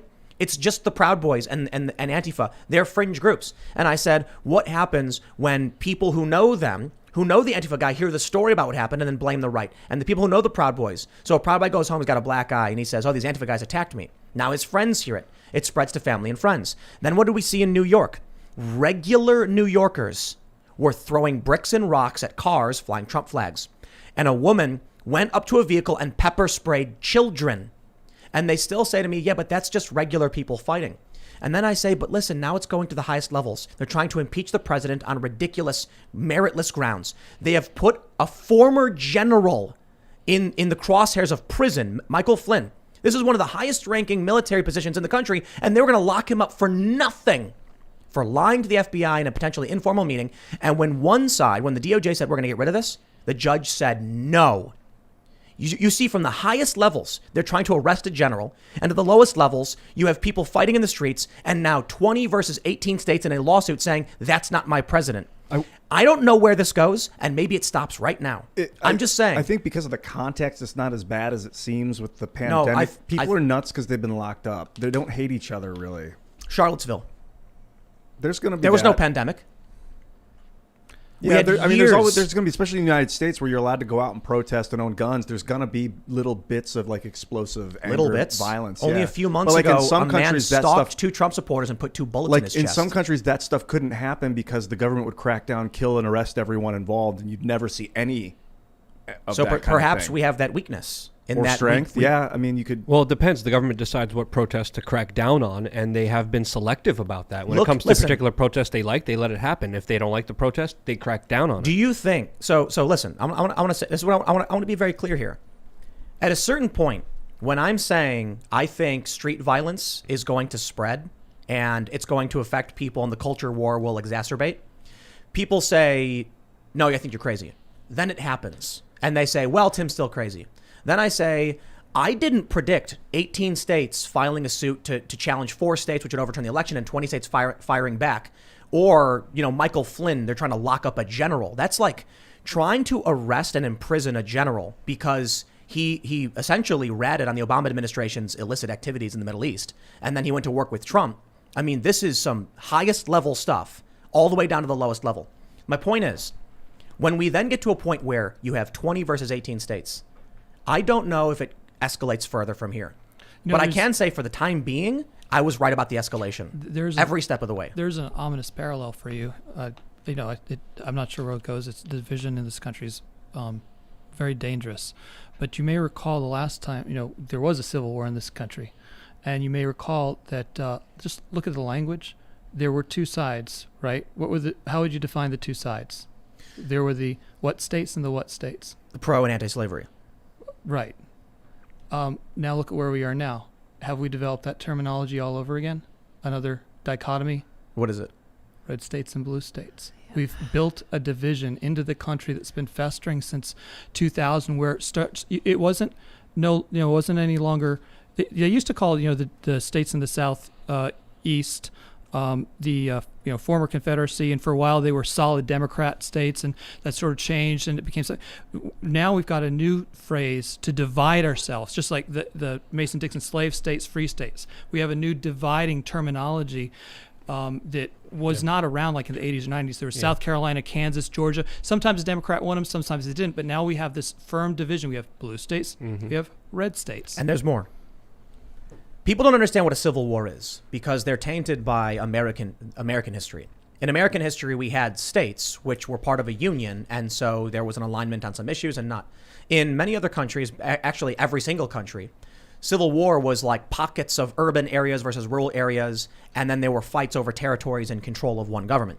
In the United States, you actually had a secession, and then the Union saying, we're not going to let the country break apart. The South wasn't necessarily trying to take over the North. They were trying to get into D.C. to effectively end the war, but they wanted their states to be out of the Union. Very different from what we've seen in perhaps the Spanish Civil War. One of the key components in civil conflict, whether it's a civil war or tribalist feuding and fighting or whatever, is a view that the other is irredeemable and evil and wrong. We have, as I mentioned, 18 versus 20 states right now. And I'm sure many people on the left and many of these people who have repeatedly said nothing's happening over and over again as things have escalated. I'll say it again. Maybe it stops here. Okay? But it's crazy to me that from 2 years ago till today, they kept saying it won't happen, and it keeps getting worse. But here's the most important point. A hashtag was trending today on Twitter, seditious17. And Esquire magazine has written this article. The Republican Party is now a seditious organization. These authoritarian yahoos believe the Supreme Court will ride to their rescue and disenfranchise millions of people whom they don't believe should be allowed to vote anyway. They are now officially stating that all of these states are seditious. That's like some crap news organization. Esquire magazine? Yeah, somebody owns that, One of the most trying to make a bunch of money off of it. It doesn't matter. The sentiment now exists. He already mentioned, Matt mentioned red and blue states. The tribes basically exist. There have been attempts at breaking down what the left and the right is, and it makes no sense because policy agreements don't define it. Policy-wise on economics, I'm actually decently left. But in terms of cultural issues in the culture war, I'm clearly right. So where am I? Well, heterodox, I suppose. But clearly there is a dividing line between the factions. Both are calling each other traitorous and evil. And I just got to stress this, to the utmost degree when people talk about this. Has anyone, I think we're in the pot boiling, and so we don't realize how serious it is that they tried to put a former general in prison. Like that right there should be a huge indicator that something is seriously going wrong in this country. They said that Donald Trump, when he had the rallies chanting, lock her up, that's terrifying. They're going to go after a political rival like that. And then it was Michael Flynn, who served this country. And as Luke, pointed out in the other episode, I guess the Obama administration was mad because he exposed that they were arming rebels in Syria. Is that correct? Yeah, so of course he was the one that whistleblowed. He's the one that got fired as the national security advisor under Barack Obama that exposed the whole game that was happening there, that solidified everything. And we have to really think about the kind of longer, bigger terms perspectives here, because if you're a force or if you're an interest and you want to take over another nation or a country, what's the best way to do it? You divide and conquer the population. Fifth generational Yeah, warfare. and that's why I've been talking about this for 10 years. I've been saying, watch out for this hyper-partisan nonsense bullcrap that's leaving truth and any kind of logic out of the door. We have to, more than ever, keep an open mind. We have to, more than ever, pay attention to the truth. It matters. But it doesn't matter to the special interests that, of course, bastardize it to push this larger context war against us. The point is, there is no truth. Clearly, I think one side is more correct than the other, and we run the risk of getting banned for even having these opinions. What I'm saying is, on the left, they're under the impression that Donald Trump is illegitimate because he was propped up by Russia, and that he's a corrupt criminal enterprise, and Bill Barr is his hatchet man. Clearly not. And they just believe what they're told from the media, who's clearly lying because they've allowed Hunter Biden and Joe Biden to get away with this very, very serious story. Be careful not to fall into the trap of left and right. It's not left or right. Those are tribal indicators. They don't mean anything anymore. But when you just said those on the left, that was you falling into it. No, it's a tribal indicator. Yeah, it's you giving into the brainwashing without realizing it. If you sit on camera with 100,000 people. You misunderstand. No, I fully understand. It's easy to become the demon that we fear. So we should not be talking about the left and the right and the red and the blue and the Republicans and we're all one people. Sure, but they clearly exist and are easily identifiable. Everyone knows what I mean by the left. So when we had Jen Perlman on the other day, she was very lovely. She was awesome to talk to. We disagreed on some issues. And she said, I'm what the real left is, the economic left. I agree. Economically, she supports cooperative markets versus competitive markets. It's very left in terms of a political compass sense. But in terms of what people in the chat were especially critiquing is the left doesn't mean the same thing as it used to. It's now just tribal indicators. Red versus blue, left versus right. And although you can look at the left and see that there are some people who aren't super woke, but still align with them. And on the right, you have people who are disaffected liberals or intellectual dark web types who are hanging out with conservatives and agree with them. The separation, I think, is built upon, are you a follower of what Michael Malice calls the cathedral, the establishment system, or are you an independent individual who seeks out information on your own? Both sides have independent free thinkers. The right, in my opinion, and again, this is my bias, tends to have more independent free thinkers. It's why you get people who used to be left walk away and not the other way around. Although you sometimes get people who are, voted for Trump and then say, oh, no, I reject that. I'm left now. It happens. On the left, you have people who watch the mainstream media and have no idea what they're talking about. On the right, you have regular people who have known about the Hunter Biden scandal the whole time and are angry the media's been lying about it. Granted, on the right, you get people who go too far and read crazy, conspiracy theories, and then they kind of lose it. But I don't think that's the majority. Mainstream news, as you mentioned, is essentially functioning as a PR apparatus for the hard left Democrats. It's been weaponized. Well, there's a bunch of different reasons why this has happened, and I can talk about algorithmic manipulation. So I wanted to cover a story. I'll let you guys in on a secret. In my opinion, I'm being very careful here, on the data I analyzed in the story I was covering years ago, the New York Times seems to reuse URLs to manipulate and game Facebook's algorithm to make more money. What they'll do is, in my opinion, this is why they do it, they'll publish a story that's a hot news story. Breaking news, Donald Trump does backflip. It immediately gets 100,000 shares. Because of that, Facebook says this is a hot link, keep showing it to people. But eventually the breaking news doesn't really cut it anymore because everyone knows Trump did a backflip. What do? They change the entire article to an analysis piece about how Trump is racist to give it an evergreen longevity outside of breaking news. So that while Facebook is promoting this hot news story, instead of having the link die, it gets picked back up and survives. That's huge, right? Right. So that's a big story that I was going to be covering. But the point is, for monetary reasons, they're going to build an audience, they're going to sell a story, and it's going to keep pushing this divide. I guess to simplify what I was trying to say to Luke, what kicked off this conversation is when you say we got to find the truth, I agree. But I think there's a reason why they call it red pill and blue pill. I think Michael Malice describes it as the red pill is you've awoken to the reality outside of corporate controlled media narratives.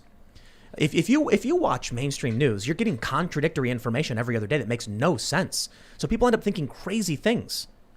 But for those of us who have been actually investigating and looking and reading the news, we knew Hunter Biden was crooked because we saw the emails. But people who watch CNN were told it was Russian disinfo. What are they going to think now when they're now being told by CNN that CNN was actually the ones investigating the story the whole time? I think it was Oliver Darcy who said, we've been really going at this story to try and figure out what's really going on. So now those people who are convinced it was Russian disinfo are now being told by the very same people, actually, we were the ones who uncovered it in the first place. Either these people are not interested, they're not capable cognitively to understand what's going on, or they're going to snap from cognitive dissonance. Well, Tim, don't you know we've always been at war with East Asia? Yeah. Yeah?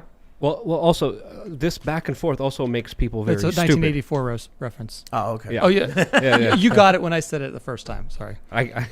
No, we have to understand a lot of these people are just being brought into total delusion, into total nonsense where they can't even understand the process of independently thinking because of the contradictory information that just is being thrown at them. And I think it's very clear. I think we could all understand that within the last few years, this larger divide and conquer agenda has been there, and it has been ranched up on so many different levels where I think there is a force. Doing it? There is a force, there's a power that wants you fighting and hating each other based on your skin color, based on your orientation, based on your age, based on whatever you choose to do with your own life. Those differences have been exemplified and empowered to such a level where you see another person, you're taught to see someone that you're going to dislike or be angry about and to be dysfunctional. There's a lot of different fingers that we could point to people who benefit from that, whether it's the corporate world or another geopolitical threat out there. But the most important aspect is to first understand that it's happening before even pointing fingers at who's doing it. Well, it's that division that we see being encouraged in so many different places, causing division, breaking national unity. And, I recall in President Trump's first inaugural speech, he had a wonderful line, and it's that through loyalty to our country, we will rediscover loyalty to each other. Yep. And that there says everything, because everything that we've seen, whether you have people disrespecting our what do we have that unifies us, right? The flag, right? So you want to create division around the flag, have people kneel or be disrespectful during the national anthem, right? That's dividing people further, taking our national things that unify us and bringing us apart of them, tearing down old monuments or disrespect or rewriting history to cast our founding fathers as villains. The things that are uniting us are the things that are most under attack. And I'll just go a little bit further though, in terms of what's really the left-right divide, and maybe you guys see it differently, but this is this has been in human history for a long time, is that, and the best way to define it in contemporary terminology is that there are those who embrace what we now call postmodernism and those who reject it. And I find that's a very clean line among the different ways of seeing things and thinking things. I disagree a bit. I've heard throughout the past several years of the culture war about what it's really about. I've heard people say it's nationalists versus globalists. I've heard people say it's libertarian versus authoritarian, or postmodernist versus, anti-postmodernist. And I don't think any of these cleanly describe what's happening. I think it's just it's perspective. It's your echo chamber, I suppose. And so I got the way I think Andrew Breitbart said, I'm probably going to paraphrase this incorrectly, but the general idea was that you have to walk towards the fire. You think it's dangerous and it's painful, but when you pass through it, you see there's freedom on the other side. It was something like that. So you have people, it's the allegory of the cave, who live in the cave and people who don't.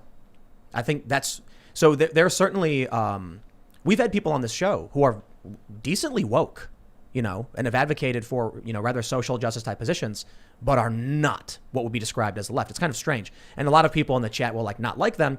But, we've had people here who have supported Trump, but also supported social justice initiatives that you typically would not find on the right. So not necessarily postmodernist thinking, but that could be a strong indicator. I started to fall into postmodernism really hard when I was like, I'm creating reality with my thoughts. We are, controlling our reality. In 2008, 2009, but then something I was able to kind of pull out of it. I know that it's not a deep, dark pit. Check it out. I want to talk about this link changing thing at a different time that you talked about. Yeah. This is a huge, that's a big deal. And it was killed by a guy who now works for the New York Times. We should probably make it illegal at some point. Another thing that I really... Just to go back real quick.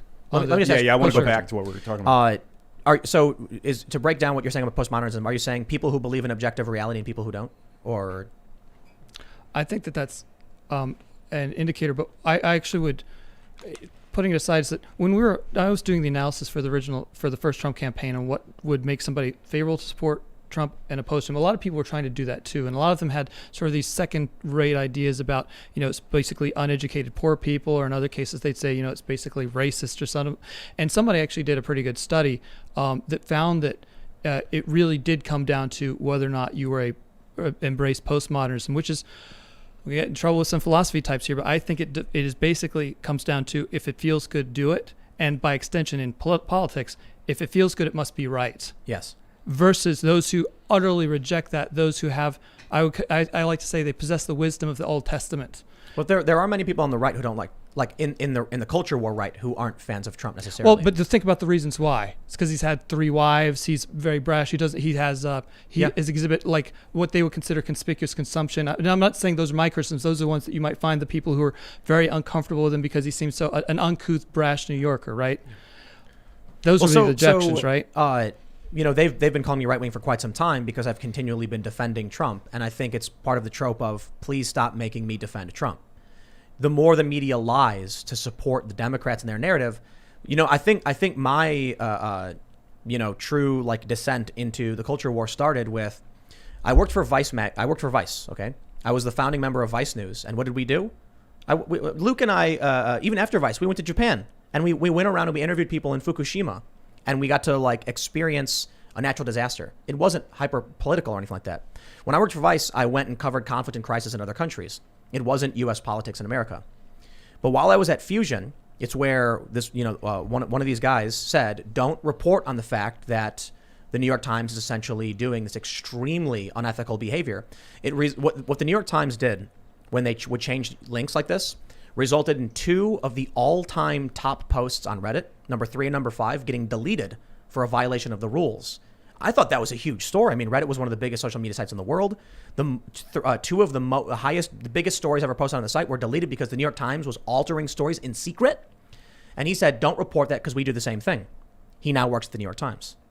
So I kind of lost my train of thought because I wanted to tell that story. Well, another aspect that I kind of wanted to intervene here, I've been waiting to say, and whether this is happening on purpose or an accident, we have to understand that a lot of this division is also being fueled by big tech social media algorithms that promote certain behaviors and demote other behaviors. So when we look at something that's very hyperbolic, whether it's intentionally or not done intentionally, we are seeing the worst elements of our society being presented to us almost every single day. That's going to have an effect on your psyche. That's going to have an effect on your brain. It's being programmed. And when you're at war, if you can get your enemy to fight itself, it weakens them. If they kill, if you have 5,000 troops and 5,000 troops and they fight each other and they kill off 2,500 and 2,500, now you only have to fight 2,500 troops or 5,000 troops instead of 10,000. That's what they're doing to us. You know what the easiest way to win a war is? Get your enemy to kill themselves. I guess, yeah, that's a better. I was going to say, get him to stop reproducing at all, or make that's a joint happening. subjugate. Yeah. And if you look at the fertility numbers, and if you look at the reproduction numbers, if you look at the marriage numbers, they're all down in the decline in the toilets. I'm not saying it's intentionally being done. I'm just saying. I think it is. I think that for some reason the U.S. Constitution is such a threat to globalization or global socialism or whatever. The Great Reset can't happen that because they're using postmodernism to inflame people through social media, and it's like BlackRock and State Street. These global funding organizations are using this psychosis, and they're driving us against each other. The Pope has come out in support of the Great Reset. But the problem with the Great Reset is that the United States has a constitution. They can't do anything about the Constitution. I mean, I think there's only one thing that would actually get rid of the Constitution, and that's a civil war. So you can, if you were talking about dichotomies here, I think you have another dichotomy that you're really hitting on, and we're all kind of dancing around this word that I keep expecting somebody to say, but I don't. But you have, on one hand, nationalism, national identity. On the other hand, we have something that can't exist at the same space, but has a tremendous amount of financial vested interest and energy and power behind it, and that is consumerism. Mm-hmm. Yeah. Those two things can't exist in the same place. Capitalism. I'm not saying. Well, there's a difference. Malignant capitalism. I like consumerism because capitalism encourages bold thinking, revolutionary change, creative disruption, whereas consumerism, basically, they just want you to have an earthworm existence where you consume, excrete, and die. Well, the Great Reset is opposed to that. The Great Reset wants people not to own anything. Well, if you don't own anything, but you have to pay everyone forever. You don't. You have to pay that rent forever. Right, you have right, to, right. You know, you can buy a cell phone, and guess what? You don't even own it, and it's going to be Exactly. replaced in 5 years because you don't stop paying. Well, You know, when you go on the World Economic Forum, you see a lot of generalized, bland language like fairness, equal outcome, the public good. But essentially, when you deep down and you look into more of their text, well, what are they talking about? More taxes, more regulations, more free trade agreements like the TPP, which of course benefits the corporate billionaire Wall Street banking class, which is in cahoots with also other foreign governments that they greatly benefit of when they subvert other people's individuals' will and sovereignty and freedom. That weaselly language you cite that is Yes. concealing that, Yes. that is the biggest tell Yes. of how malignant and malevolent it is. Yep. Is about, you hide it because our U.S. Constitution, it's incredibly explicit. There's no doubt. There's no weasel words like that. It says exactly what it means, and you know what it means. Yep. Whereas those buzzwords you're throwing out, it's like, oh, it sounds good. Yeah, the equality, do you know- sustainability, the Especially fourth industrial equality revolution. of It's like- outcome. That's the dangerous because you have Yeah. equality of opportunity, which is great. But Yeah. equality of outcome is not great. That's Well, where you Do, force. do you guys know that in the UK they announced high value individuals will be exempt from quarantine? I'm not What does surprised that by mean? that. It but- means that if you're a wealthy and successful business person, you're free to do what you want, travel where you want to go. I bring this up because I think maybe a lot of people don't know this. You know, the planet has people who have reached a certain level of wealth. They're completely. They can buy their way out of jail. No, I don't want to put it that way. They don't exist in the law in any capacity. So one way to put it is they can fly in a private plane and land at an airport without passports. They don't need any of that. They can go where they want, when they want, for any reason because they're rich and powerful. And I've actually met some of these people, and they've told me the stories about how they do it and why they do it. And once you reach a certain amount of wealth, it doesn't matter if the United States is imposing a lockdown. It won't affect you at all. In fact, the Great Reset would be greatly beneficial to you because, while everyone else would lose ownership of everything, you'd have free access and free reign to do whatever you want indefinitely. Yeah, especially individuals like Bill Gates that promised to donate all of their wealth to charity 10 years ago and now has doubled his wealth. He's also literally on CNBC talking about how vaccines have been his greatest ever investment and how it's a 20-to-1 return for him personally. so I do believe Because that when that, you mandate them. Exactly. When and this is again Bill Gates, the person pushing for a lot of these policies and also pushing for the global reset, a part of the other big players here that are calling for this and are saying we got to do this. Essentially, they do care because it does essentially work out for them in certain ways, like the Bill Gates, Very, incident. very powerful interests. The World Economic Forum has publicly stated they want a great reset. The New York, they published this. The New York Times then wrote a story saying it was a baseless conspiracy theory. We're past that point now where we're seeing articles from like The Guardian where it says the Great Reset is being maligned. So now they're like openly just being like, of course we're going to do this. Of course it's our opportunity. Well, the Constitution's in the way.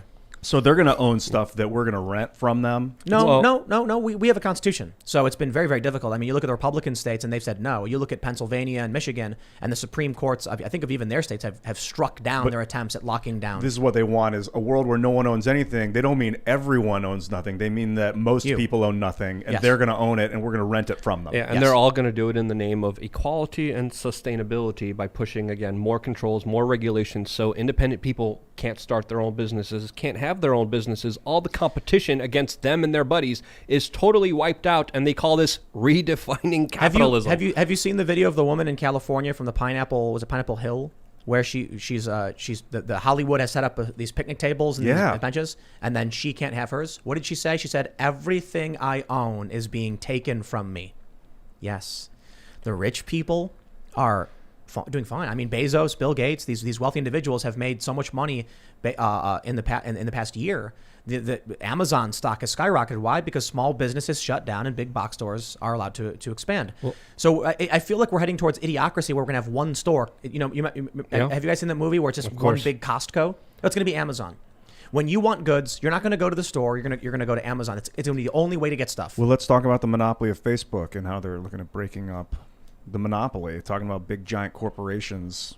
Facebook is in a different vein. I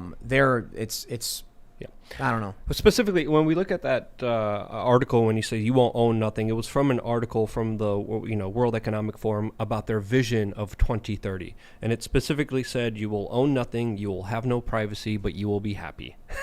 In other words, human not wrong. slavery is going to be back. They're not wrong. And our friends are going to benefit from it. Ignorance is bliss. To some So- people, I would argue against that in Well, so many listen. different instances. No. Ignorance is bliss. It's true, right? So I'll put it this way: if there was a space colony floating in orbit where everyone who lived there was, advanced 1,000 years of technology and they were immortal and could fly and could teleport, you would wish and long for that if you knew it existed. You don't know it exists, so you can only be as happy as you are in the moment. I'm not advocating for ignorance, no. But what they're saying is, if we can take the idea of freedom and liberty away from the individual, then they won't long for what they don't know exists. So they want to take away ownership so that you're happy and complacent in the future, not even thinking it can exist. I think the human spirit and human will naturally goes towards liberty, towards freedom, towards sovereignty. What did Harriet Tubman say? I don't I know. have what quote freed many slaves, and I would have freed many more if only they knew they were slaves. That's true. There are instances where you could look at the pessimistic aspect of it, and there are aspects of it that you could look at the aspects that propelled humanity and progressed us forward in positive ways, and that road is always the road of freedom, the road of Freedom liberty. wins. If It you always look at civilizations and how they stifled when there is a lack of freedom, there's a lack of communication, there's a lack of dialogue, and now us getting this dialogue taken away from us is the first warning shot that I think people would really need to pay attention to, because once we can't even talk to each other, once we can't even be able to listen to what's really going on there, we've already lost. You know, when I grew we're up, at that step. I used to listen to a lot of punk rock, and there's a song by a band called Anti-Flag called Underground Network, and one of the lines is Underground Network, Alternative Communication. I think it's really funny because that was a very left thing back in the day, and now we are at the point where it is the right. YouTube has explicitly stated, if you believe in specific things about this election that would be beneficial to Trump, they will remove your content from the platform. An overt and outright benefit to Joe Biden, just like censoring the story of his family being crooked. And look, Joe Biden facilitated his son's trip to China to negotiate one of these deals. They got what was it? A $5 million forgivable interest-free loan, they called it. What does that mean, forgivable? It means you don't got to pay it back. Okay, so it was a gift. It was just a bribe. No. You can't accuse them of taking a bribe. That would be Fake news. defamation. Is there any punishment to not giving back a forgivable loan? So a forgivable loan could be like, hey, Ian, I'll lend you $100, Okay. and if you bring in the Amazon boxes when they come, I'll forgive the loan. So there's a condition that can be met that makes it so you don't owe me any money anymore. And it can be any condition. Tony Bobulinski said he told him not to take the money, and they got rich behind his back, and he thinks they're compromised. The media suppressed this, and just like YouTube is now telling us they're going to suppress information, I'm really interested to what happens at the result of some of these lawsuits pertaining to fraud. If something favorable happens for Trump and a judge asserts that what YouTube said you can't say is in fact true. And when I asked them about this, they had no answer. They were like, you can't make these claims. And I said, what happens if a judge agrees and says it's true? Well, our policy says... I have a question for you. Does their policy prohibit you from questioning Kennedy's victory against Yes. Nixon? Really? Yes. So Illinois, you can't discuss the fact Yes. that So that's actually a historical conspiracy, I guess. Like, there are accusations that the mafia helped JFK, I guess. Is that what the story was? well, there's a lot of people like anything that moves far enough back in time. You start to get experts who re-review things and find, oh, maybe this was the case, or I don't know, Abraham Lincoln was a homosexual or something. Just reviewing it and saying, well, maybe academic research, but right? asserting it as fact. Like, so I think a researcher would say we found evidence that suggests as such. And I guess that's fine. Let's assert this is awesome, then. I've never heard anything about this. Can you talk about this? So I think there's only one president who lost Florida and Ohio to not get elected. There's two presidents. I could be wrong about this.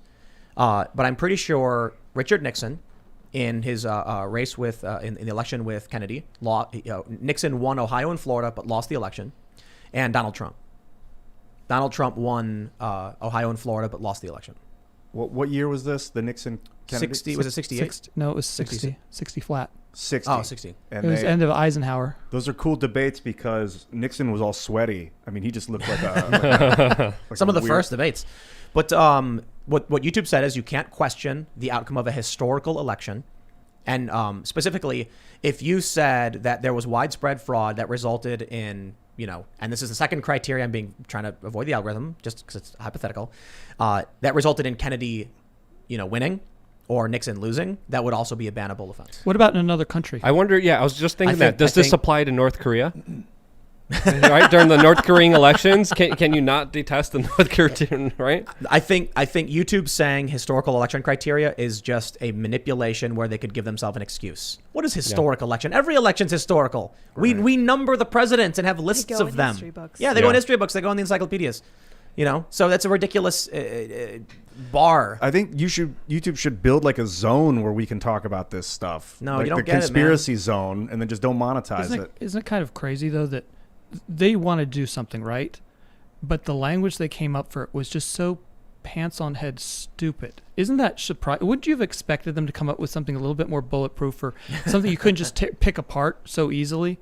I think the That's issue the best is they came up with is, these are the rules. So yeah, on. yeah, they're trying to find a way and a right time to stop people from talking. What they're doing is the way I described it is we're on a large island with sheer cliffs on every side, and over time the cliffs have been eroding, and it's all from the right for the most part. Well, it's also a chilling effect, which is also important here, because I remember when the Hunter Biden story came out, I had to make a decision. I'm like, big news organizations are getting canceled for this. If I mention this, I could get canceled. Do I even talk about this? And I had to say yes, but I could imagine there's other people in my position who would say, no, I'm not going to talk about it And they because got I want banned. to play it safe. And some of them did get banned, yeah. Tons of the videos, I think 8,000 channels this year were deleted just outright with no strikes, just nuked. Some of them because they were questioning COVID guidelines and restrictions. So just gone. Some of them with medical doctors and professionals with literal PhDs and pathologies looking at scientific data and breaking it down so people understand it were banned because they went against the procedures and protocols of the World Health Organization, which keeps flip-flopping and changing their official stance. I think I like YouTube better now than 2008 because we can stream live on it. They didn't have the tech in 2008, but in 2008, you guys check out Warren 25. Go look at old Warren 25 videos. People said you could crazy scream stuff. anything at the camera as long as it wasn't like explicitly illegal. YouTube has become, for all intents and purposes, like Netflix. In 2013, I know people who work at Google. In 2013, I had a meeting with some Google employees, and they said Netflix is our biggest competition. And I said, what are you talking about? Yeah. I was like, you represent, individuals who can make channels and they talk to their friends and their families, and it creates a decentralized network from the smallest audience to the biggest. What makes you think you're competing with Netflix? And it was simple. They said, look at Vice. When Vice.com came on the scene, they were getting tens of millions of views on their documentaries. When Netflix went digital and started allowing streaming, YouTube lost that viewership, but more importantly, Vice documentaries dropped by like 80% in viewership. Millennials were going on YouTube to look for content to watch to stream. So Netflix launched a high quality, Hollywood production, of streaming content. And then people chose that over YouTube. So YouTube's ever since then been prioritizing Disney Channel-esque type content. Well, they changed their algorithm to promote long format videos rather than short format videos because if you remember back in the day, it was 2-minute videos, 4-minute videos that were the most popular.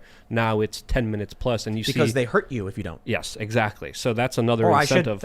I should say they only promote 10-minute plus. The algorithm doesn't promote you if you don't follow these and there's a ton of them that you have to follow, which is absolutely crazy and insane. I wonder if Netflix will start allowing you to flip on a camera and stream live and get ad revenue. Because it's the other way around. YouTube's going to eventually take that right away.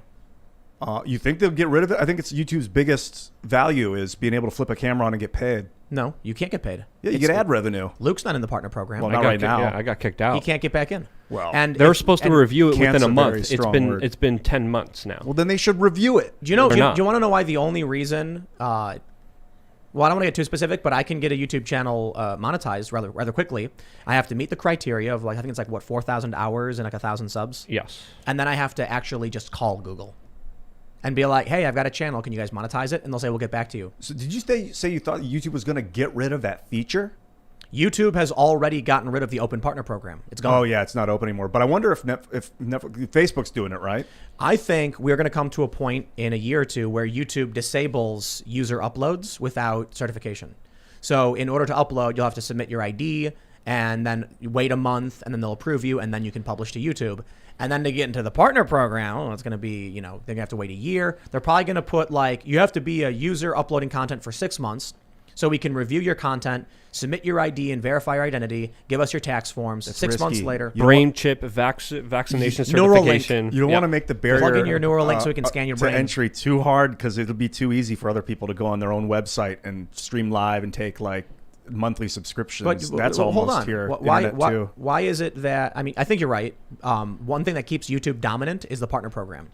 Yeah. So long as people know, if I go on YouTube, I make money. If I go on Minds.com, I don't. You can get crypto. Yeah, You can get crypto, but they turned their fiat, back on yeah. what made them great. What made YouTube great was individuals coming together and just, without the corporate squeegee clean PR, corporate approved talking points, just were natural, just were real. It was organic. It was something to really watch and to be surprised by, and to really kind of progress yourself and to really expand your mind with all these different opinions and different talking points. And now it's just like, here's Disney Plus and all this other nonsense and crap that you see everywhere regurgitated in the same format and way. I think Steven Crowder is, so the way I described it is the cliffs are eroding. So 2 years ago, there was the far right edge of the cliff and the far left edge of the cliff, and the far left edge of the cliff actually did face some erosion. They were actually suppressing some content, and they did ban a bunch of creators recently. There was actually a trend, well, this happened on Twitter, so in the general free speech conversation, a bunch of leftists now got banned. And what I said they're useful. What did they say that got them banned? Nothing. They were just one day just gone. So I think it was their usefulness to the establishment is gone. Expired. So now, while they were allowed to stay on the platform and advocate for certain things, once the election happened, they got rid of them. But anyway, the right end of the cliff has been eroding for years. I was actually interviewed by Oliver Darcy of CNN about the troubling nature of banning the alt-right from social media. And my point was, they can have, deplorable opinions so long as they're not breaking the law, calling for violence, inciting violence, or advocating for, horrific, crimes. Then they're allowed to have their opinions. And I actually, Oliver Darcy of all people. So they get banned. Now we're at the point where if you question the election in a certain way, you'll get banned. Well, I think Steven Crowder is the one who's now standing with his tippy toes to the edge of the cliff as it's eroding, because, he's absolutely going after these stories and interviewing people and challenging them. And then we're standing right behind him. Especially having you on the show, Matt. Yeah. These conversations. Thanks, Matt. Yeah. Welcome. Well, we're going to have probably our biggest show. Please don't say anything, anybody, because I think we're going to have one of our biggest shows tomorrow, and I'm really poking the bear.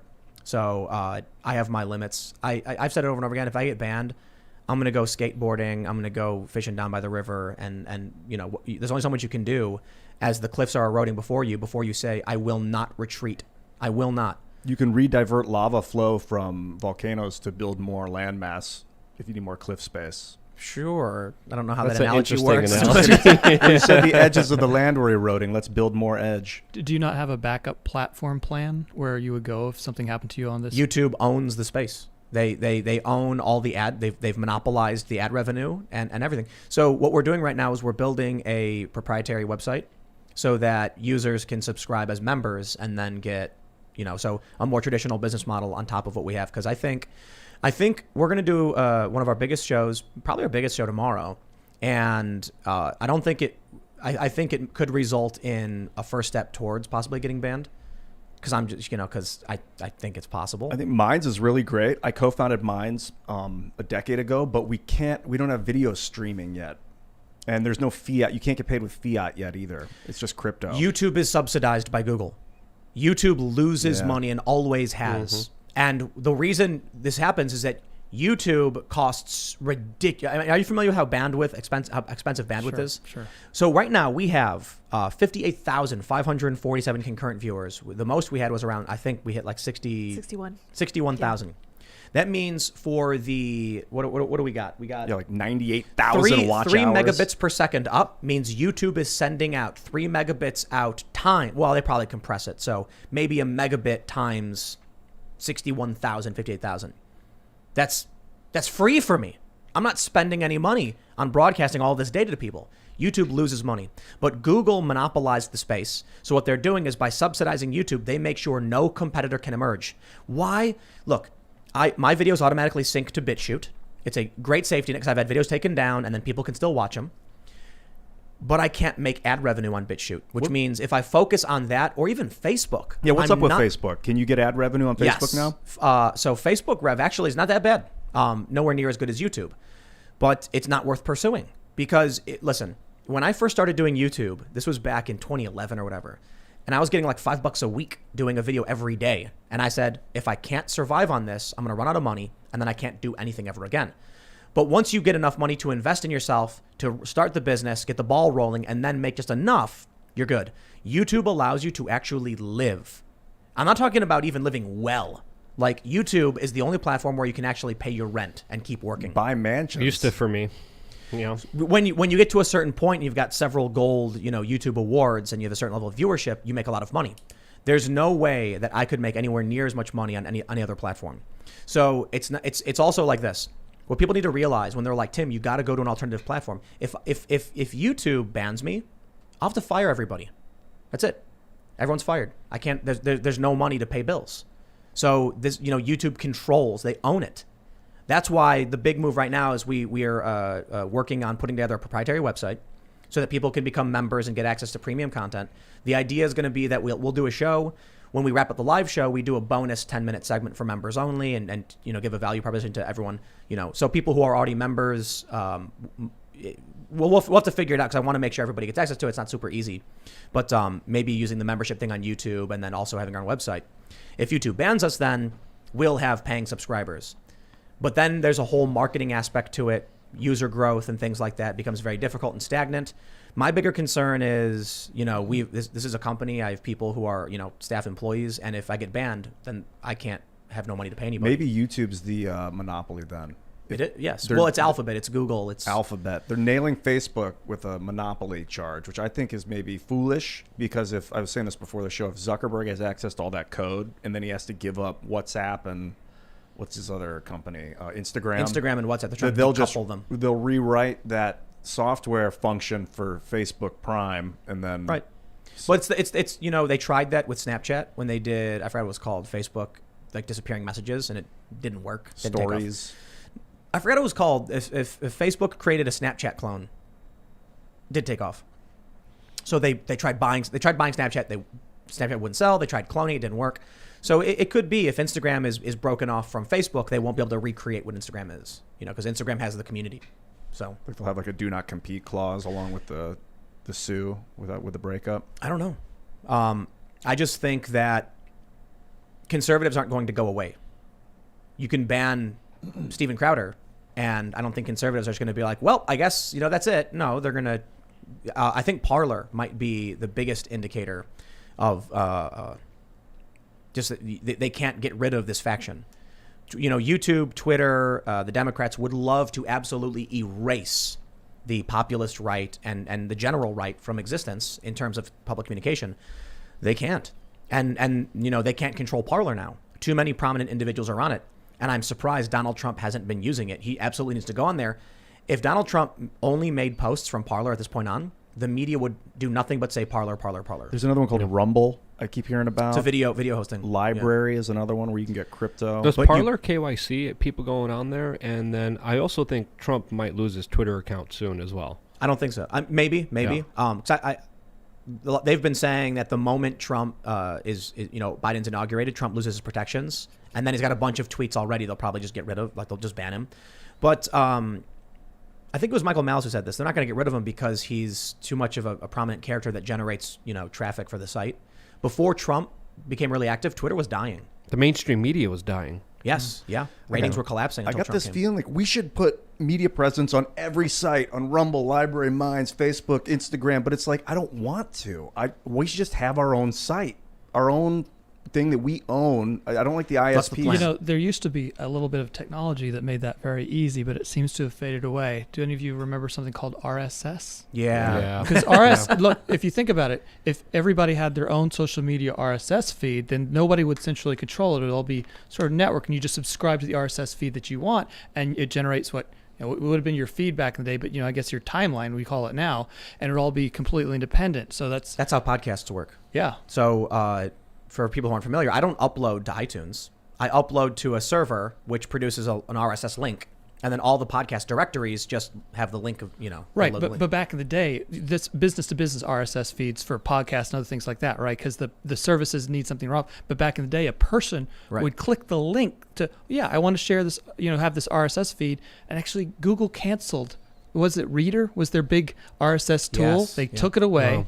and it just became so far out of Yeah. mainstream. But it used to be a great thing. You'd have news groups, and it wasn't centrally controlled like it is now. Yeah, this idea of a big central power controlling your algorithm, controlling your timeline is absolutely insane. It's one of the reasons I hear some people on the internet say the revolution won't be in your timeline or in your newsfeed. But there's also another aspect to this that we have to understand, that there have even been psychological studies showing how the algorithms could manipulate people's emotions and feelings, and that certain algorithms could make you feel sad. Facebook admitted they were doing experiments on people. Exactly, on Showing them unsuspecting only- individuals, Yeah. not people who wanted to participate, but people who they were looking into and data feeding, harvesting so much information about them that it's absolutely scary. Because as we were talking about, I don't know if we were talking about this on the show, Facebook knows when you go to take a dump. Yeah, they do. To that level of certainty, and they know so much about you, and they data harvest every little aspect of you, and now they're toying, and they probably already figured this out, how to manipulate people's emotions and feelings and to make you feel scared, sad, and horrified, or happy, productive, good. And then when you The look at the only- mental health crisis in America, it really makes you wonder what's going on. The only thing that gets rid of the Constitution is a civil war. Well, that's one thing that might get rid of the Constitution, but I'm sure there could be other Or things Biden also. presidency. I don't know. He I mean, could- the Supreme Court, though, think about it. For a long time, despite the Constitution having a Second Amendment, it was just completely ignored. Yeah. No one so just getting enough judges who interpret the Constitution, or they start inventing rights, they find Right. penumbras, ordering judicially things that aren't remotely in the Constitution, just invent it. So, but the solution to this whole social media thing, all this centralized control, what the answer to this is, right? We all just have to get our ham radio operators licenses. Right? Yes. That's the answer. That's where the revolution has to I happen. bought Well, one a few there's months a- ago. And I think there's I could be wrong, but internet over ham. There's a way to get like text over ham. Or geolocation, Yeah. all kinds of ways to. Yeah. So we could exactly. create a ham Twitter. Yeah, we could. Yeah. We got to go to super chats. We're going long. You ready for super chats? They're gonna ask a bunch of questions you probably can't answer. I don't know what a super chat is, but user comments. Okay, cool. Questions and comments. All right. Hey, I'm not gonna read this one. Okay, I'm gonna read it. Maybe I don't know. I shouldn't read it. Read who I've it's got a from. thick skin, and I've had. No. It's just dangerous. Read who it's from so they know what. 9 Unbuffed said, "Just say when, Mr. President." Oh. Wow. Yep. Gwyneth Kovac says, "Tim, thanks Tim for your show. My little kids love having your show on as they fall asleep. So you must be doing something right. Keep it milquetoast." That's I interesting. think I'm calling I Child used to- Protective Services. I used to listen to Loveline when I was I like love I that did too, show. yeah. a young teenager with like Adam Carolla and Dr. Drew. Yeah. That's the way Mine to was do Beavis that. and Butthead. Well, yeah. I mean, I watched that too. But like, you turn the radio on and you hear Adam Carolla. and- Yeah, 9 o'clock, go to sleep. Joel Jamal says, "Just broke this on my channel. Here in Australia, we had a vaccine developed back in April this year by a university in the state of SA. It received a 7 out of 7 international peer review rating. They developed it so quickly because they just continued their work on the SARS, the SARS virus." Oh, interesting. So, did you hear about the Bell's palsy and the allergic reactions from the Pfizer vaccine? Yes. So this is an important PSA for everybody, just to, while we have the vaccine. As the FDA today approved the Pfizer vaccine to be used in the United States in a vote for 17 that said yes, 4 said no, and 1 person abstained. The UK has said, and this is a legitimate warning, I can't believe people are accusing me of being anti-vax for telling you what the health the NHS is telling people. If you have a severe allergic reaction, you should not be getting this vaccine because several people have developed, I believe it's 0.685% developed an anaphylactic reaction, meaning your eyes swell, your throat could swell. And 2 nurses in the UK needed a shot of epinephrine, an auto-injector. So the UK has said it can only be administered in a place where resuscitation measures are possible. Yeah. So this is like, if you're going to go get it, make sure you're getting it at a proper facility. And if you have allergies, the UK, we're not UK citizens, so take your advice from your doctor in the US, but this is something that's happening. And that's 68 people out of 1,000 are having Yeah. severe anaphylactic shock. Yeah. And I think they said you have 1 in 200 chance of severe side effects. Not trying to freak anybody out or anything, just trying to make sure No, people be get the aware of proper it, advice. yeah. And this is what the news organizations have issued. So this is not like, this is the Guardian, saying this stuff. They want everyone to know. And Yeah, if you look at the side effects list, it's a little daunting. Sorry, go ahead. What could possibly cause anaphylactic shock? Because the way anaphylactic shock works is it's the second exposure to the triggering element. well, so it could be like, But there's got to be something in there that you've Yeah. experienced before to But- get the Good point. anaphylactic Maybe shock. they had it COVID could be a preservative previously. that's in cereals. It could be a preservative. Maybe you know they what I mean? had it COVID previously, and It's then not they're COVID. It could be anything. They It's- don't know. The way the vaccine works, I watched a 2-minute documentary on it. He's an Two expert minutes? now. There's like 19 proteins in the virus, I think, and it encodes for the one of the 18 or 19, the outer layer that makes the virus connect, and then your body thinks it has that protein, and then when it sees it, it's ready for it. So if you already had that in your system, and then you get it a second, But- the vaccine, your body thinks you're getting it again, maybe it could go into shock. It's common in medications that there could be an anaphylactic reaction. So that's why they're not freaking out. They're just saying if you have allergies, this is actually typical for vaccines. You should, wait. Did you get the specifics? What allergies, or is it like They don't know. take it They if don't you're know. allergic to it? Just Do if you have severe allergies, don't take Do you it. see the warnings now on a lot of pharmaceutical commercials? Do not take Exozesprin if you're allergic to it. Yeah. Like, what kind of stupid suggestion? All right, let's read some more super chats. Einar says, to Matt, please make a dead man switch for your info and have it guaranteed to go public in February. Tim should be able to help you make one. That's not a terrible idea. Good idea, yeah. That's not a bad suggestion. I can mean, it's help not a hard thing to do. It's not, I wouldn't even necessarily say dead man switch. You should set it up so that it's scheduled to release after the resolution or whatever, Yeah, but even more than that is that it doesn't need a dead-end switch because almost all of it could be reproduced by anybody. It's Not only completely that, but reproducible. Aren't there many individuals who already have copies of all of it anyway? That is true, but it's not necessarily a dead man switch, which Right, is very right, true. right. I've Yeah. never had one before, so I think it's time. It would be Yes. cool. Yeah, it would be cool just to have, to just be able to say, by Heck the way, if yeah. something happens to me, That'd be awesome. Yeah. All right, let's see. I'm not your buddy guy says, why do we chalk up all voting fraud and propriety to always being too small to change elections? If a spouse cheats, does it get worse or stay the same over time? When someone steals, does it get worse over time? So why would voting be any different? This is one of the problems I think we have with the court system. They say like you need injury in fact in order to file a suit. But then, so that means that the impropriety can continue until someone receives damages enough. So a better example would be defamation. When I've had news outlets and activists outright lie and make things up, you can't do anything about it because the lawyers will ask you, "What's your damages?" And it's like, okay, well, this has caused a threat to my advertisers. Okay, how many advertisers have you lost? I'm like, are you serious? I have to wait until my business collapses before I can do anything about this? They'll just keep doing it. Exactly. it's like the opposite of the broken window theory, the Giuliani version, not the economics version. Is that if you tolerate a neighborhood with broken windows, you just tolerate because it's such a minimal infraction to the law, no big deal. Or you tolerate jaywalkers, well, then you just encourage greater and greater crimes. But if you crack down on the smaller crimes, it will abate. So in the same way, if you Right. crack down really hard on defamation, regardless of economic damages, or instances of people casting illegal ballots, it will counter the more substantial or prevent it from growing. Here's the most important question. Corey Williams says, what happened to your hand? Trump 2020, use the money well. So I was skating earlier today, and I was hanging out, with Adam. We were skating. And I had just done a 5-0 on the ledge. And 5-0, for those not familiar, it's a very basic, easy grind.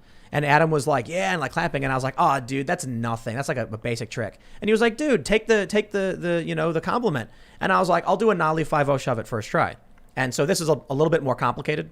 And it is something I can typically do first try. But here I was all arrogant, like, you think that was cool? Watch me do this. And then I went, flipped over, slammed on my hand. And I actually thought I broke it, but it's just sprained.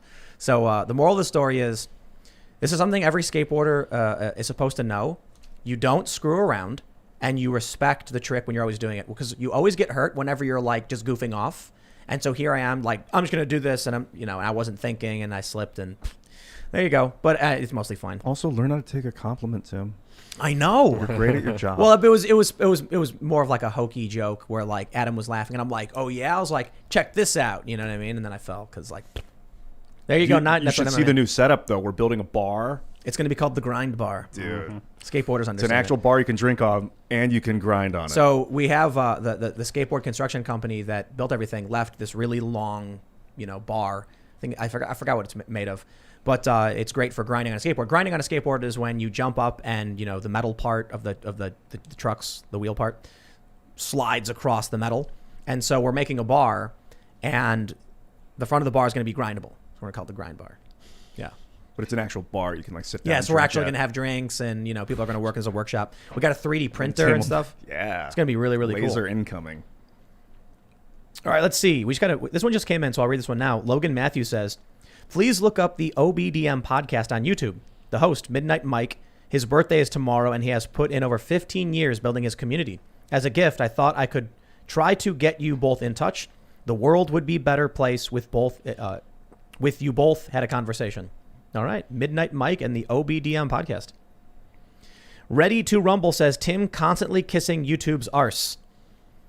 I mean...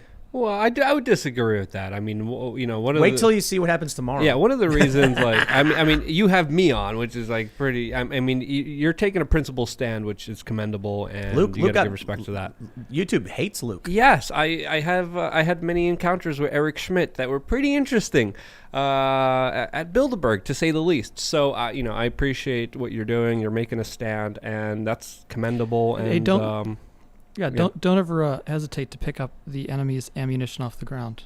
It's figuratively. Yes. Figuratively. There's an old story of I can't remember it. Maybe people in the chat will know the story, but there was I think it was Britain and France or whatever fighting, and what one side did was they made it so their arrow notches were really, really thin and small. That way, their bows, which use a thinner string, could fire back the enemy's arrows, had a large notch, but the enemy couldn't fire back their arrows that had a small notch. Get it? It's clever, huh? Yep. This is a good metaphor for what you're doing right now, right? Don't let your enemy use your ammo against you, and be prepared to counter what they're using, All right, let's see. Waffles Sensei says, Tim, you can still talk about everything you want on YouTube without getting censored. You just have to say the opposite thing with really heavy sarcasm. And then you will know if it's the algorithm or people watching. Well, that's the joke we were talking about earlier. Like if I said something... I'm gonna avoid using the full joke because I'd probably get banned. But if I went, of course that's why Joe Biden won. Just okay. For those that are listening, I just did a really heavy and obvious wink at the camera. I think they could hear it. It was so heavy. Yeah. Yeah. So it's like if you just if you were like, I absolutely think Joe Biden legitimately won. He's the greatest president of all time. They'll build facial recognition to tell, but I wonder if in the future when the AI comes and tries and fights us, if sarcasm is going to be how we win. Well, I think what would happen is we'll be sitting here talking, and then as soon as you cross the line, the gigantic mech robot will walk up the stairs and go like, drop the sarcasm. We'll be like, okay. And they're like, the guns will go, no, okay, we're done. And then it walks away. No, I think there was an Outer Limits episode where they had this thing called the Stream, where there were like modems all over the place, and they was hooked into their brains, and it always knew it was like essentially sentient. So it'll be more like that, We'll be neural linked in. I'll tell you this: you're familiar with Neuralink, right? Yes. Elon Musk's, everyone's good. I think Luke, you're not going to get it, right? No, I think that's it. Are you going to get it, Matt? I am not intending to surrender any of that. I was. I could be, remembering this wrong because it's been like 20 years. But my grandpa was talking to me about Social Security numbers and how he thought it was insane that we got registered with a number with the government, and how crazy was that. But for me, he was like, you don't care because it's always existed. It's normal for your life. But he's like, this is nuts. I think he was, when did the Social Security number thing happen? It was like the 30s. Well, it was FDR. So yeah. So my grandpa was like, I think he was a kid or a teenager. There was big pushback against that. Yeah, they thought it was insane. Like, I got to get a number? Are you nuts? In fact, the law was specified. It was printed on the Social Security card itself that it is not allowed to be used as identification. Wow. Yep. Oh, how times the old changed. Social Security cards have that. Now they and give now us it is. These numbers, and these are tracking device numbers with your personal phone the number. ID of the phone, the number, you can change your phone number. But so I think in 50 years, everyone's going to be neural linked, and they're going to be like, who wouldn't want the neural link? Wait 1 second, I'm getting a message from our sweet overlord. They can Yes, track you with master. this thing. Yeah. That's what they're going to say to each other. They're like, Neuralink? the Neuralink, you can get tracked with a Neuralink, and they'll be like, yeah, I know. It's going to be like people are going to get installed the Home Assistant Neuralink plugin, and they're going to be sitting there, and they're going to go, and they're just going to say, like, Neuralink, when was X, Y, and Z? And they're going to be like, you have one of those? You have the assistant in your brain? You know it's spying on you, right? Whatever. I want to say so many things about buttocks, but this is a family-friendly show, and we can't get into that. Like we're seeing the same thing. I think we'll see that evolution with automobiles. Remember how hard a fight it was to allow AI-driven cars on the road? Like, California, they wouldn't allow it, or certain restrictions, very hard, and it's kind of edging that way. And I believe that our children's generation are probably going to grow up with it the other way around. So you need a special license if you can get one at all to drive your own car, because you're only going to be allowed to be in an AI-driven car. I don't know why I'm thinking about Michael Hastings now, but I am. Yeah. For those that aren't familiar, I'll give you the quick gist. One day he went to his neighbor. He's a journalist. Who was he working on a story about? Top military officials and intelligence agencies. There's a specific guy. I forgot the general's name. So he went to his neighbor's house, and he said that he had seen someone fiddling around under his car and wanted to borrow his neighbor's car, and his neighbor said, no, you can't use my car. And then I think it was, that night, his car was going 70 miles an hour down, was at Wilshire Boulevard in L.A., and hit a tree and exploded. Yeah, it was like 2 a.m, and I think it was after he left the bar. So there was some ideas that maybe he was wasted and like depressed. But that was usually if the CIA is going to have you killed, they try and make you look depressed and that it was a suicide. Wasn't Joe Biggs his friend? I mean, a lot of people were friends with him. He was. I think he was more of like in like the Glenn Greenwald kind of circles. Yes. So AI cars, careful is what you're saying. All right, let's do some more super chats. Naomi Matthias says, when Tim Pool and Rush Limbaugh say the same thing, has to be political singularity. I could be wrong. I could be absolutely wrong about all the Civil War stuff. The only thing I can say is, for all I know right now, the lawsuit gets booted, and then all of these Republican states go, oh, well, and then it's over, right? Sure. Maybe. Or maybe we've just been seeing constant escalation the entire time, and now we have the most extreme escalation, states lining up against each other. But for real, it could just stop. I have no idea. I can't predict the future. Who knows what's going to happen? So one super chat, they just said... like countries have gone to civil war for way less than what we're seeing now. Yeah. But I have to imagine it's not going to be like right now. What happens? The Supreme Court, I imagine they're not going to take it. I really do. Because I've read a lot from people on the left and the right why the Supreme Court would not want to take this. And they might not. I don't think anything would happen right away. But what happens in next year when Joe Biden says he's going to order a 100-day like mask mandate nationwide or whatever? People are going to say no. They're absolutely going to say no. And then that's a really dangerous precedent because it precipitates a loss of confidence in government. And government is nothing but the confidence of the people. The commander says Trump should split with the reps and make a Trump party. From there, he should take over the Alliance Party, which is centrist, made of 15 smaller populist centrist parties, and appeal to central Democrats and libs. Tim should like Alliance. Oh, check it out. All right, let's see. Rita Ho says, CCP has moved forward with their agenda and start to pave the path for Kamala to take over by investigating Hunter Biden. Well, what people are saying now about the stories coming out that Hunter Biden is compromised and Joe is that it's not an accident. They need a reason to remove Joe Biden and make Kamala Harris the president now. So now they're going to be like, oh no, Joe, he's whatever. But I think that's a bit too conspiratorial. I think I think what really happened is nobody wanted to do the story like you were saying because they didn't want to be the journalist who hurt Joe Biden. And now that the election's over, they don't care and they're going to cover the story because it gets them clicks. So Based says 4 Democrat senators sent a letter to YouTube on November 24th suggesting censorship of election fraud speech on YouTube. Government censoring through private business. Yup, absolutely.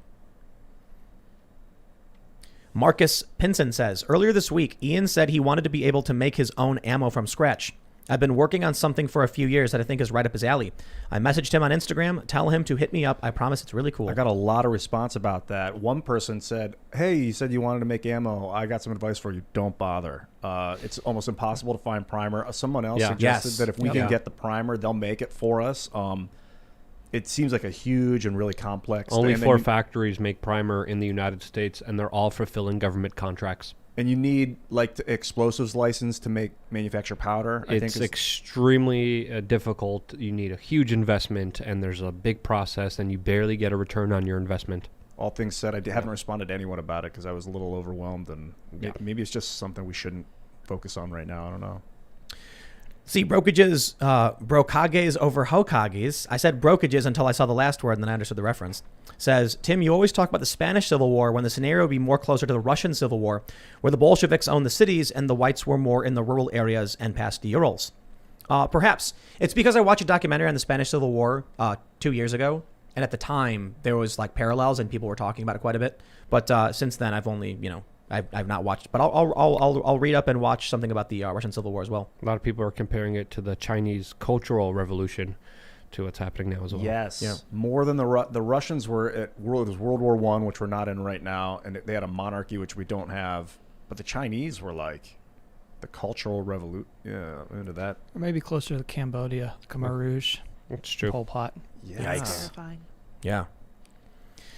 Man, let's see. MD Adrian says, unspoken problem in the U.S. is that we are not really a people at this time. They have broken us until we have no common language, history, ethnic background, culture, and now no rule of law. What is left to hold us together? The Constitution, I suppose, but a lot of people, the New Republic published an article saying it's time to abolish the Constitution. Another country found itself, or barely a country found itself in this position historically. Are any of you familiar with the history of Singapore? No. Well, basically Singapore was ethnically divided, linguistically, religiously divided. It was so the crime was so bad there that Malaysia actually kicked it out of the country. It said, you're no longer part of us, because it's this island on the south of their island chain. Completely got rid of them. And what pulled it back together was they had a revolutionary leader, Lee Kuan Yew, who imposed strict nationalism. He imposed a national language, which happened to be English, which didn't make anybody happy because it wasn't their native tongue. He imposed strict rules, anti-corruption, etc., and that was the kind of leadership that built that national unity back up. And when a country gets so far gone, you eventually get your Lee Kuan Yew or your perhaps Napoleon, or any of the other examples of somebody who just sort of has to come back in and restore things as a national unity leader. I think with a Trump presidency and a Trump continuation, you get people building a community, a communal identity around the Constitution, around America. But if we carry on with the path that was, everything before Trump, you get, people are dejected, disconnected. There's constant fighting over, identity-based issues. And the interest of the elites is just to enrich themselves as the ship crashes, because why bother if the ship's going down? Someone was referencing Buchanan as one of the worst U.S. presidents ever, and it was the lead up to the Civil War, I think, James Buchanan, and that Biden is kind of reminiscent of a Buchanan, that he's going to be a nobody, know-nothing president. 4 years of that's going to drive people just to chaos. And what people need to realize, too, as I bring this up a lot, is history is condensed when we read it. So it may be that we get a 4 years of a Buchanan like Biden, and then it results in the return of Trump in 2024, and then maybe some kind of civil war, or maybe Trump comes back and fixes it. I don't know. But when people read about the Civil War or any history, they read the highlights back to back to back to back to back. Especially if you read Wikipedia, it's like this happened, this happened, this happened. People got to realize, man, there was like months and years where nothing happened. And I think that's one reason why people don't understand it could happen here and we could be in it right now. Because they expect one day to turn the TV on and have a news anchor go, like Anderson Cooper says, ladies and gentlemen, America is in a civil war. And that's it. That's how we know. No, you won't. You really won't. I think what's interesting is, was it 7 states seceded from the Union before there was a war?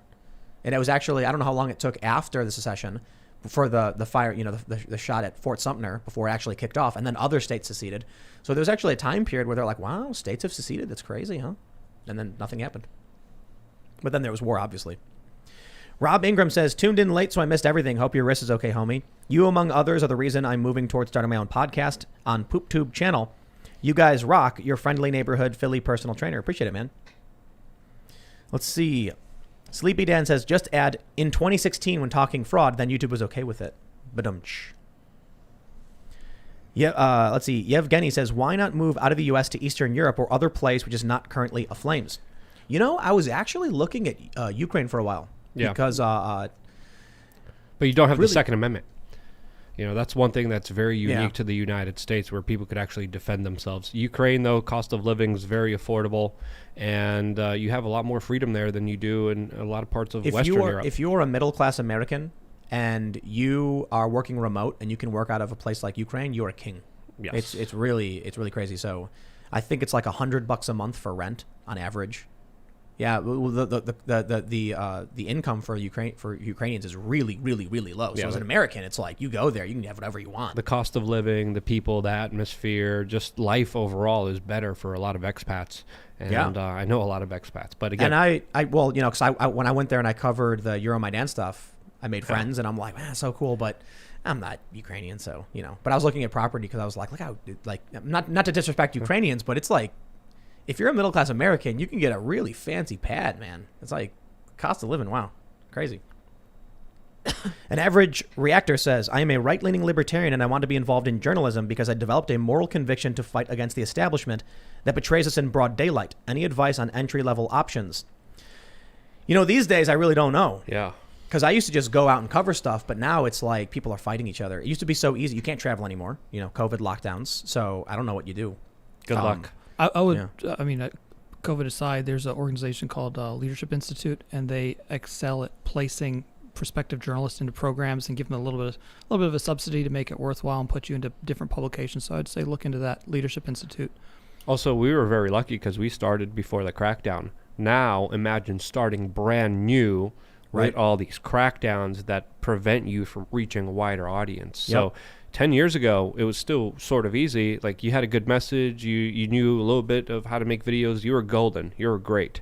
Now, you say something wrong about the election, you're done, and no one will ever hear of you. Yeah.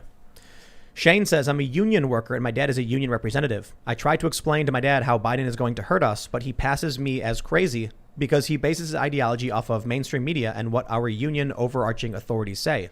What do I say to him?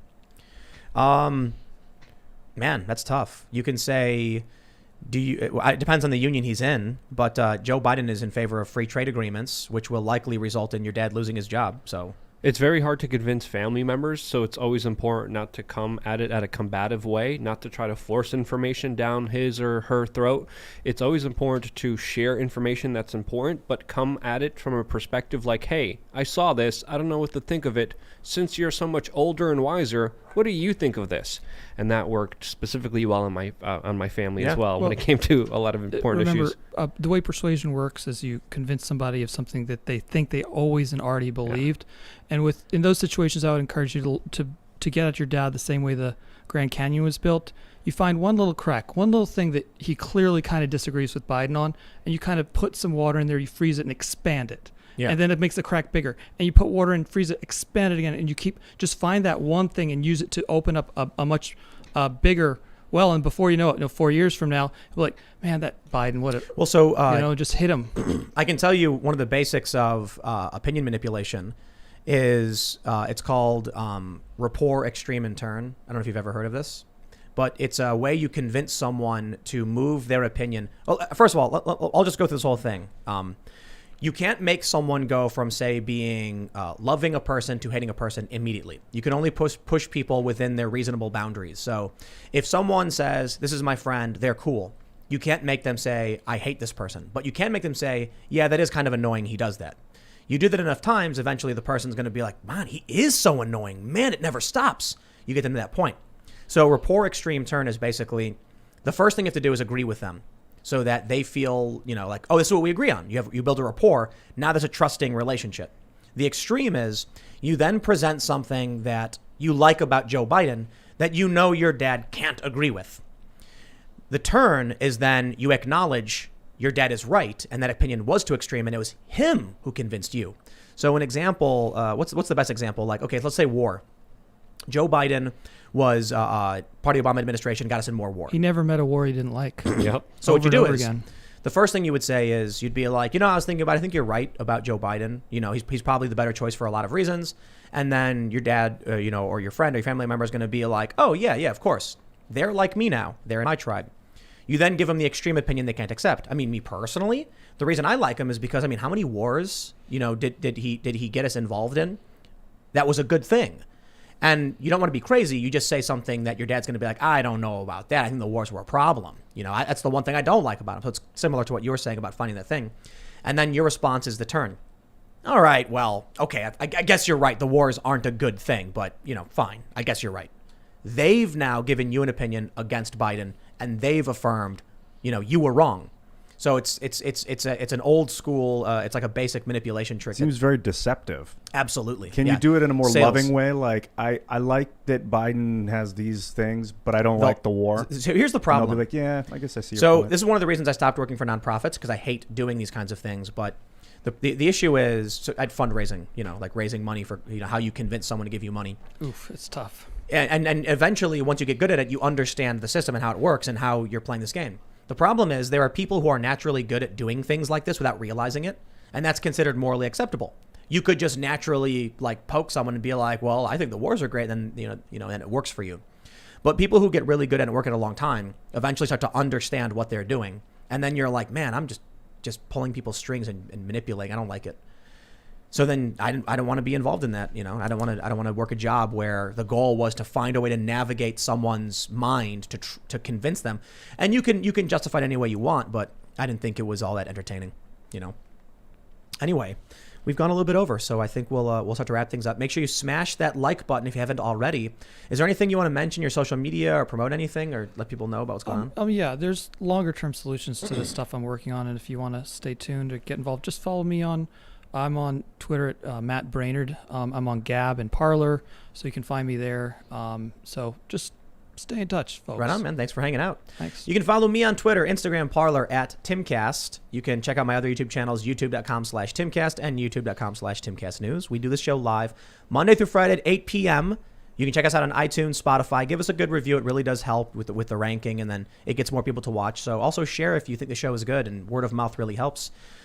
You can also check out the other people who are hanging out here. We have Luke Rudkowski. Yes, I am on youtube.com/WeAreChange, and you can find me on Twitter, Instagram, Facebook under Luke We Are Change. And Tim, thank you so much for having me on. I know I am not mainstream media friendly. YouTube loves mainstream media, but I appreciate you taking the risk. They don't like you, but what have you said that's been all that crazy? Nothing, and I never really did. I know. I've always, I like thinking. I like outside the box kind of research, and well, maybe they'll ban me and they'll be like, "We had Luke on too much," or whatever. It could happen. We also got Ian. He's hanging out. Hi. And then, Luke's so humble. He's got merchandise up. The Waz. I just want to give a shout out. Where can they get that? Thank you so much, Ian. teesprings.com/stores/We Are Change. Thank you, Ian. Matt, can people still donate to your organization? Well, we're not asking for donations. I know it's a rare thing for somebody to say, but just follow me on SockMed, and we have more projects coming up. If someone were to donate to your charity, how would they go about doing that?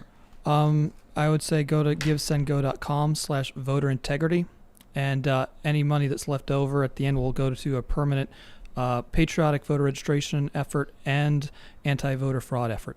Cool. Thanks. Thank you. You can follow me at Ian Crossland. Right on. And of course, you can follow at Sour Patch Lids, who's pressing all the buttons. You can. I am pushing buttons like a mad woman over here. My friends, tomorrow is probably going to be the biggest show we've ever had. We're going to get in trouble. It could precipitate the end, but it's going to be it's going to be fun. And I don't want to call it revenge, but it's going to be a whole lot of fun. So I hope you're ready to come back tomorrow at 8 p.m. And I'm sure most people have already figured out what that means, but I'll leave it there. Thanks for hanging out. We'll see you all next time.